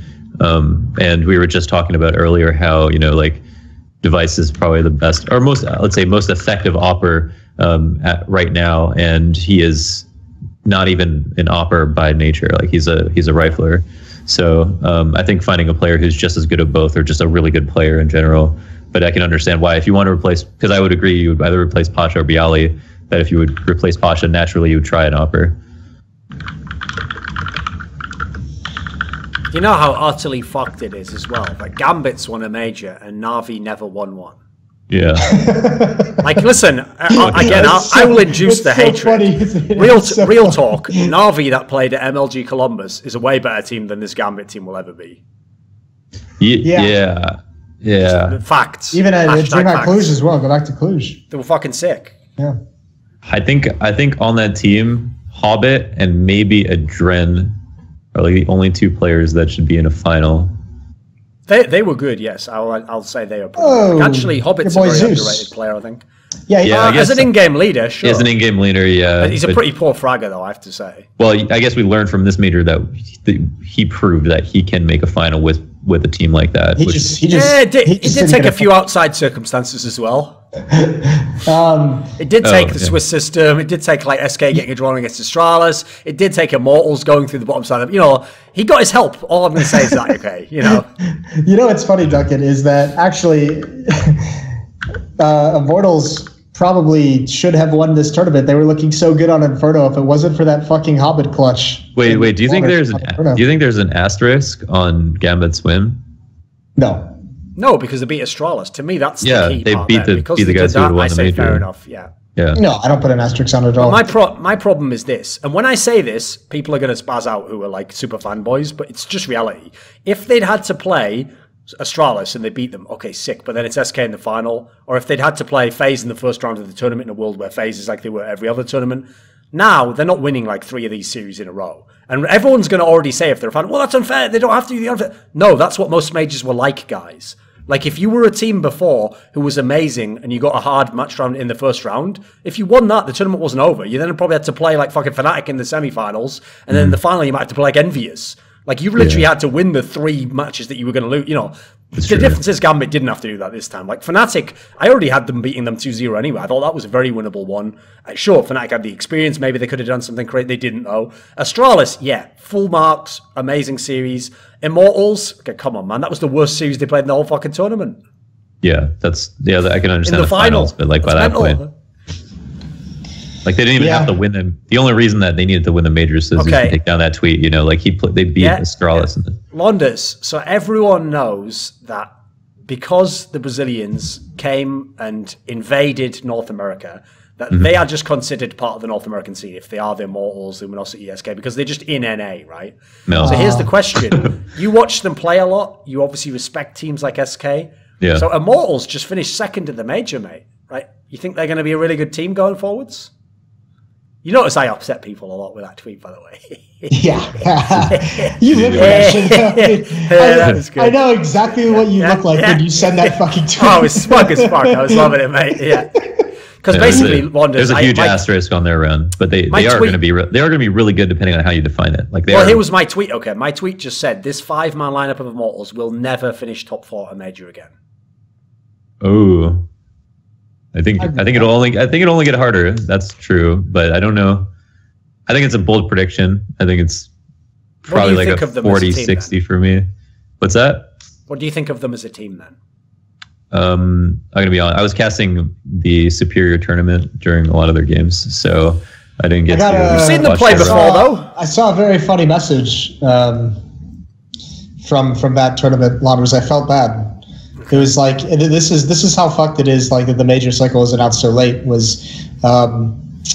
I got a message that the DreamHack Atlanta stream at one point only had like 1,700 viewers on it for like one of the best matches of the day. It was like the first half of the day. I fortunately was able to cast the second half of the day, but the first half of the day was like while the major was going on. Yeah. Like I mean, we were just literally switching between watching our game and watching the major. You know. Oh, it's so fucked. I feel so bad for fucking DreamHack throughout all that. That sucks dick. Yeah. Why isn't the major announced at the beginning of the year? Why isn't there a major schedule? Because unfortunately, they have the. Okay, here's what's funny. Okay, I'm gonna go ahead and say it, Moses. I'm gonna throw everyone under the bus. Are you ready? So on one hand, if I look only at the situation for the tournament organizers, I feel really bad for them because they basically just get toyed with by Valve. Valve says like, oh, come and submit your proposals. But when you make your proposal, it's not like just coming up with a PowerPoint presentation. You don't say, right, what I'd do is if you gave me the major, I'd hold it in this stadium here and all that. Right. Well, if your stadium's in like America, Germany, you have to have booked that a year in advance. Like you already had to have that stadium. You were having an event no matter what. You're basically saying to Valve, I'm going to do this event. I'd like it to be a major. If it isn't, then you end up like ESL Cologne, where you do everything that would be a major. It just doesn't have the tag major on and Valve doesn't give you any of the money. So in that scenario, I feel really bad for the organizers because they have to basically put together like an all-in plan. They have to go all in on their plan and then hope that they get picked. And if they don't, not only can you sometimes not have a good event, but I mean, in God forsake, you have a scenario where you just get fucked. Maybe your event gets overlapped or something, you know, you're completely screwed. Now, the reason why I say I'm going to throw everyone under the bus is if you're ESL and you're thinking that's so unfair, why do they treat us like that and wait till the last minute and then toy with us? That's exactly what you do to all the commentators. You don't tell any of the commentators that they're going to work your event until like 3 weeks before, a month before. You don't let them plan in advance. You don't tell them who you even have in mind as a rough tester. And what you do is you wait till the last minute. You know why you do that? So you can get the best value out of your deal and they all have to be ready to work for you. That's what Valve's doing with you. Do you like getting fucked on higher dimensions? There's the title already. That's the title already, Moses. I feel like I've nailed that one just about out of the gate, haven't I? But you see what I mean? That's what everyone's doing in esports. Everyone has to be more professional. Like here's the thing, on the same level, I'd say the same thing. I would agree to a lot more events and for a lot less money if I literally knew for the whole year, I'm going to work 2 events in March and then I'll have a break in April, then I'll have like an event in June and then I'll have 2 in July. If I knew in advance, I'd be able to negotiate a lot more and it'd be a lot more reasonable. In the same way, Valve has to do that for the events. You got to go in advance and like figure out who you want and who's going to run the events and give them proper time to plan out the events and then let everyone else shuffle the tournament around. Because again, the problem with DreamHack here is they weren't even in to get the major. So they've just been fucked completely. They've just been absolutely screwed on the fact that they had 2 events lined up, one just before, one after, that basically get nothing as a result. They've been completely crushed and they couldn't have done anything differently, you know? Yeah, so fucked up. There's a lot of things that need changing in terms of that. So Moses, what do you think of Immortals? Why are you trying to drag me down to your level? Why are you trying to do this, Duncan? You want some friends down there? You want some? Do you think they'll make top 4? Do you think they'll make top 4 in a major? Or I think if they're going to make top 4 at a major again with this lineup, it has to be with like another kind of situation like this major where they get a really beneficial Swiss stage draw, a really beneficial bracket draw with who they play. I think they're going to require that. I think at the moment they're like, I guess either like top of like the tier 2 or like bottom of the tier 1. I guess would be the best way to put it. Just because the crazy thing about this major is like as it went on, I kept like watching them a little bit like more closely and just being like, I'm not that impressed with like anything they're doing. They're another one of those teams where it's like they don't seem to have like some deep tactical or strategic style. They had an insane tournament out of KNG who looked lackluster in this lineup up until the major, where he was having such incredible impact. And I think one of the biggest reasons why they did well in this major to begin with over these teams was someone like Steele stepped up massively. I thought he's been very, very good for Immortals ever since the major qualifier. And then Henny had a good tournament. He didn't have one of his flops, you know? I think that question is still massively up in the air. So there's still too many question marks for me to feel super comfortable with this team moving forward. Incredible achievement, getting to the finals of the major. Obviously they get helped out. But I'm with Duncan on this one. I don't see it happening again. I don't see it happening without like some amazingly favorable conditions. Like, I actually do think that they're a great example. Okay, here's the sort of team that tilts me. Is that, this will sound like a weird example, but traditionally, I actually get more tilted by teams like Gambit, because let's face it, right, earlier in this year, Gambit and Immortals were around the same area. They were like bottom half of the top 10, they both had like different upset potential on the right maps, but no one had them winning tournaments. Now, at that point in time, I actually get more tilted by a team like Gambit, where they run a proper system. You know the roles of every player. You have a couple of players are consistent, a couple of players inconsistent. And the problem is, normally, a team like Gambit will never have a chance to win the tournament, because the fact that they have like a predictable style means they will just run into a better version of themselves, like an Astralis or something like that, and they'll just lose. Now, in a weird way, Immortals, I actually think this version especially is a lot more exciting of those lower teams, because they are so streaky in every respect. Like, they run a double up, set up 24/7 if they can. Henny is already one of the most streaky players you'll ever see. KNG's the second AWPer and has come out and suddenly having these big impact performances. Like, the style of play of the team, as you say, is not super tactical. They play kind of just like a fast-paced style. They just play off each other. That's ideal, where if everything works, you can get a big upset. Now, I think at this tournament, they had a mixture of easiest schedule possible and then a bunch of those upsets in a row. They just strung them together, They hit a sick little streak. The problem is, you can almost go ahead and bet good money that won't happen in future tournaments. Like, they could... So, for example, let's say they did what they did against Big, right? They beat them. The difference is, next time... Let's imagine in a normal semi-final, they don't play Virtus.pro. They play fucking... That's it. It's over. They just get crushed by the SK or someone, But they've made it to top 4. No, because then that's in a world where they got to the top 8 to begin with, mate. And then they have to play Big there. So Moses' easy guide to making top 4 at majors. Step 1. Only play fucking bums in the Swiss system. Step 2, have an underdog use jump peaks and win on one map and 3-0 in the Swiss system. Step 3, get drawn randomly against underdog team in the round of 8. Step 4, win the series in narrow fashion. Step 5, get Virtus.pro there in the semi-final. Fucking hell, man. Step 6, question mark. Step 7, Moses profit. What even is that? What kind of fucking plan is that? Easy. It's as easy as 1, 2, 3, 4, 5, 6, question mark, 7. Sound. Yes, Moses? Yeah. You don't believe in this team. Come clean. You don't believe in this team. What team? Immortals? Yeah. No, I just told you I didn't believe in them. What do you want from me?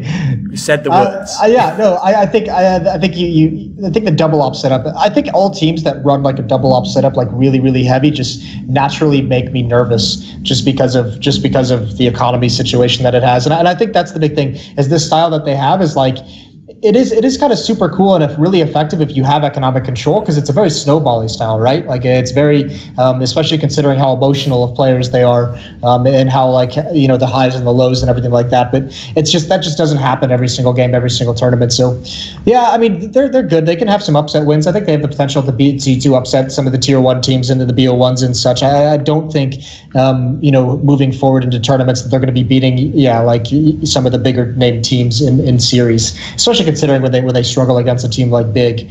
I think a team like Astralis would chew them apart. I think like SK would chew them apart, obviously. So we'll have to see. I think we seem to be in like another like flux situation right now, though, in the scene, which I think is benefiting a lot of people. I think even with FaZe, the way they have been in the past two tournaments in ESL and the major. Remember at the beginning of the year when like it was like the top number one team, the number two team perhaps, and then everyone after that was just like question marks abound. Like we have like Na'Vi up there in the top 10. Who the fuck knows what's going to happen with that? There's going to be a roster change there. G2 is so fucking up and down there in the top 10. VP is not in the top 10, but we always know they can be a top 5 team or they can be, you know, a trash team.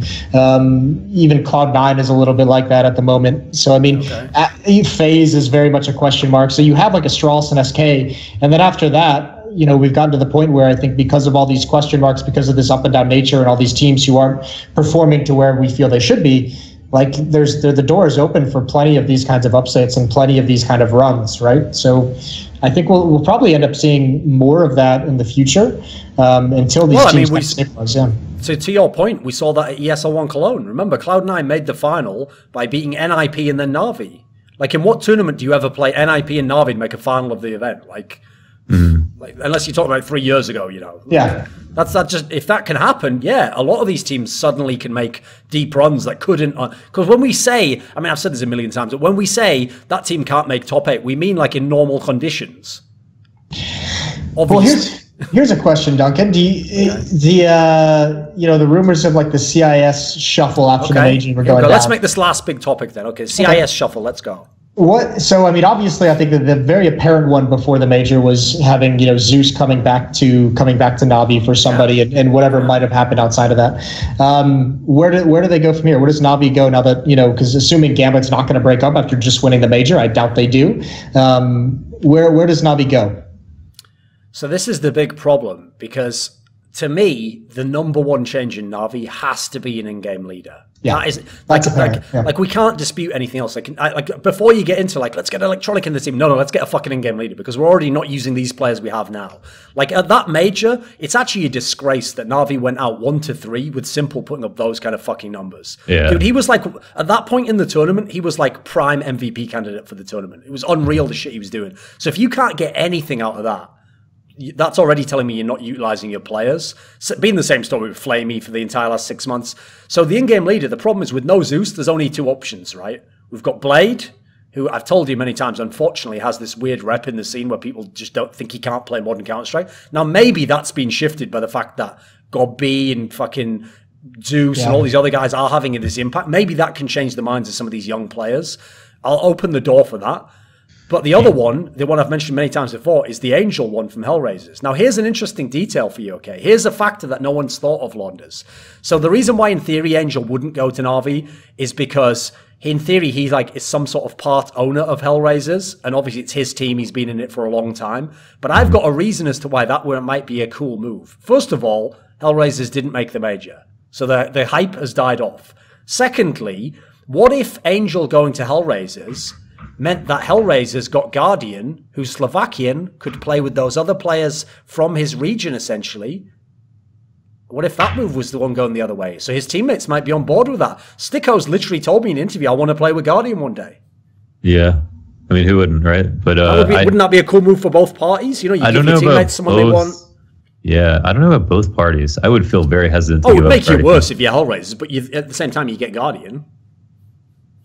That's interesting. I guess I was looking at it from the perspective of Na'Vi losing Guardian, but I think, I mean, Angel for Seized, I feel like I think Seized, it can be, I don't think Seized is like a consistently bad player. I think he's actually like, can be very, very good. So Seized was sick before he's in a game leader. Here's what tilts me. Here's what tilts me, guys. Because Gambit's won the major, there's no way they're changing any of the core players. Like, first of all, it would be the worst PR ever. Like, oh, we've won the major. Yeah, see you, Dozier. You're fucking shit can, mate.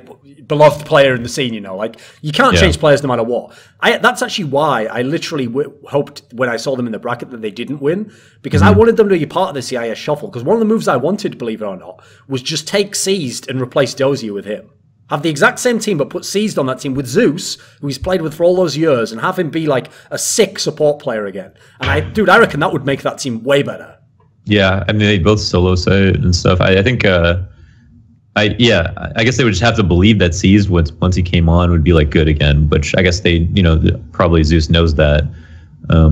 But that won't happen now, though, unfortunately. That won't happen now. Yeah, whenever I think about the roster shuffle, they just leave Gambit completely out of it. It's the same reason. I think Navi's in a kind of a funny place because there are only two options that you just mentioned, the Angel and the Blade. Those are the only two I know about. I think Blade would be absolutely atrocious for this team. I think with the amount of star power you have with Guardian, with Simple, Blaze is obviously an in-game leader who needs to just micromanage and control everything, and that's entirely how he wants to do it. And on top of that, he's not a fragging in-game leader, and I think you kind of need one of those if you want to be the best team in the world. So I think Blade's not an option. So yeah, you bring Angel in. I think the other option is, and I actually, to be honest with you, I'd probably replace Edward with Angel. And then the other one would be also, I just go for it. I grab Electronic and I bring him in for Flamey. Whoa. Here's the problem, though, with that one. And I say, let's fucking roll. By the way, I'm not against that because I also agree with the principle that, like, you can't just have all the star players in the team. That's going to continue to fuck you up. Like, you got to, like, if you bring in Electronic, it has to be for one of the stars because that's what the role you want him to play. Yeah. So here's the problem with that, though. I actually wouldn't mind that as a move, but if that happens, then again, can Gambit really just sit there like, oh, we'll just turn down Flamey? No, we'll stick with you, Mo, who's doing fuck all in most tournaments. Because what? We're just letting Flamey go to fucking You can't be FaZe Flamey for Mo, though, because Mo's an hopper. Yeah, but Hopper. Not much you want, but anyway. So we're just letting Flamey go to fucking Flipside, are we? Yeah, I wouldn't give a fuck. I'm not. Listen, I'm thinking from Navi's perspective, and Navi doesn't give a fuck about what happens with the other teams after they make that roster swap. Yeah, no, I agree. It's true. But yeah, I don't know where Flamey would go. I guess he would be Because the big problem he has, by the way, is he's not really an option to go to FaZe or Mouse or Pen. Because unfortunately, he's one of those guys who's a very shy guy, and he just sticks to people and speaks Russian most of the time. He's not the guy. He's not the guy I see. If you look at him, even within the team, he's had a bunch of like mentor figures and people who look taking care of him. I don't see him as the guy who's going to go out on his own and go and join some multinational team and just boot camp every 3 months. You know, unfortunately, I feel like he has to stay in CIS region. Yeah. Yeah, he probably does. So yeah, he would be resigned to Blade tactics and no online leagues. Because here's the thing, Electronic, it does look like a fucking revelation. Oh, he looks like such a baller. Like that guy, just the ease with which he gets kills is fucking ridiculous. So I do feel like if you put him and Simple together, especially because, like, I mean, I don't give a fuck. I've told you I'd cut Guardian, so I'd make Simple the primary AWPer. If you make Electronic the main rifler and Simple the main AWPer, I think that team's just going to bang the fuck out of control. I wonder if Simple would want to do that now at this point. Would he want to be the primary AWPer still? Who the fuck? Listen, you can't ask me to know Simple's mind. There's certain things I can't know, you know. That was be a reasonable. rhetorical question. Okay. Fucking hell. You know. At this point, I don't even know. You're not any kind of fucking expert I respect, are you, Duncan? Listen, mate, all you need to know is Simple's the sort of guy where if he just came out tomorrow, like taxes, what we're supposed to pay taxes. I wouldn't be surprised at all, you know, like all his income's just gone. Tomorrow he's getting audited, you know. He's that sort of guy. He's like the Nick Diaz of fucking, of esports. Because in case you don't know, Moses, Nick Diaz, after the biggest fight of his career, just came out and said, like, I don't even fucking pay taxes, like in the press conference. And people were like, well, what does that mean though? And he's like, I don't pay him. And then literally Dana White was like, I suggest he gets in contact with his solicitors immediately, like, you know. Oh my God. But just saying that after you've just won, like, you know, like some massive prize purse as well from a fight, like, fucking hell, they're going to be so deep up your ass. They're going to know if they're going to know if you have cancer or not, put it that way. Jeez. What about Mir? Is there a place for Mir on a better team? People always say that, and it has been hinted that maybe he might be part of this roster move, because because the key thing about him, the upside I'll give him, is in theory he hasn't been around very long, so you're just bringing him in as someone fresh. He hasn't been involved in the flip sides and the Navis and the Gambits of the world, so he's an unknown quantity. Personally, I wouldn't do it, but I've never understood this hype about Vegas Squadron, mate. I think they're shit. Yeah, they have. I mean, Mir's really nuts individually. Like, I don't know. Wait, is Chopper their AWPer or JR? JR. Okay, JR was pretty good too. I was thinking about what about improving Hellraisers as well, because I think they have. I actually think Dead Fox is not. I mean, I think he's a good AWPer, but he's not a good player. I don't think he played well at the major. The problem with Vegas Squadron, it's unreal.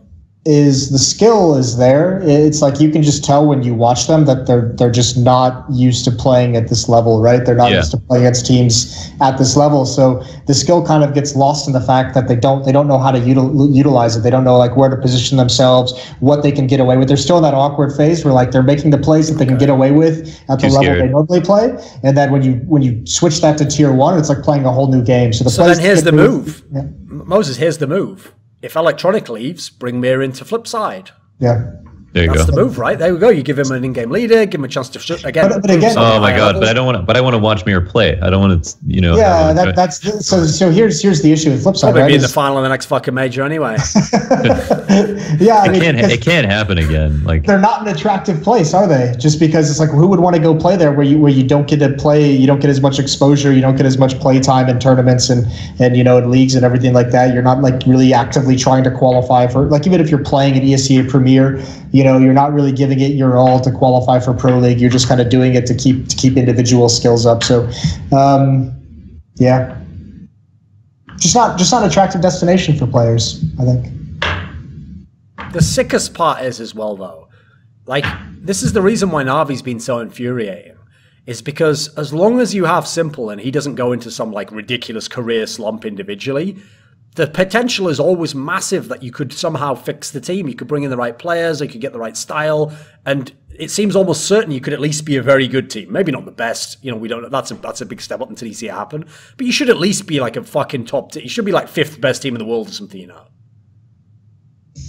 Wait, say that again. you're saying Navi's.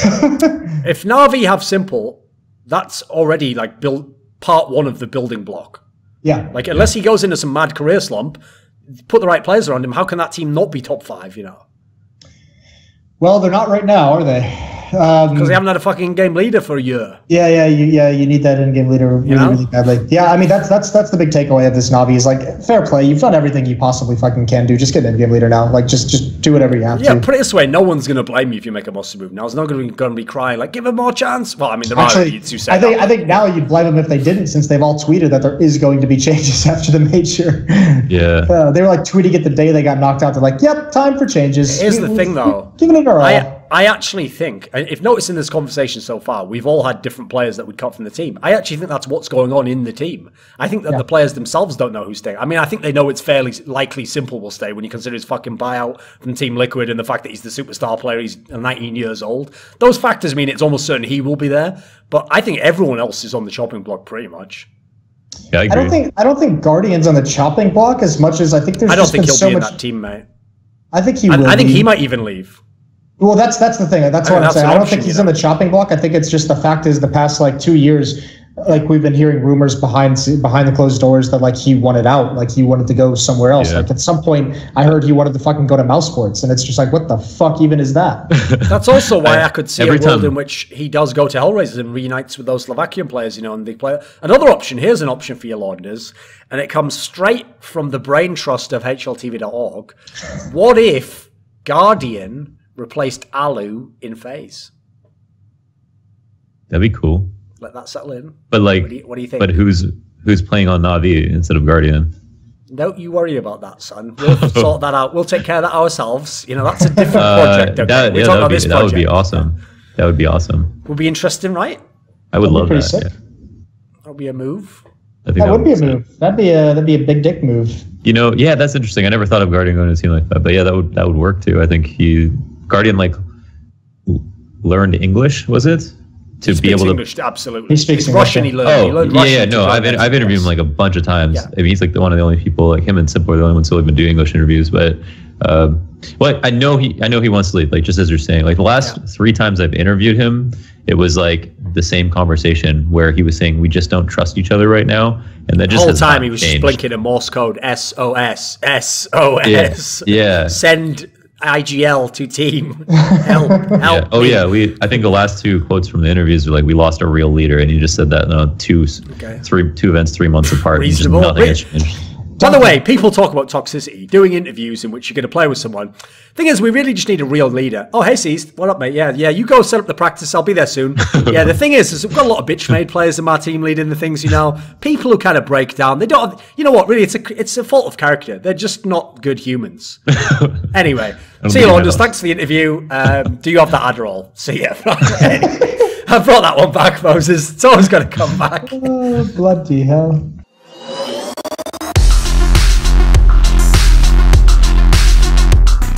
I'm Tobias from Australia, and welcome to Thorin's YouTube channel. It's a joke-free zone.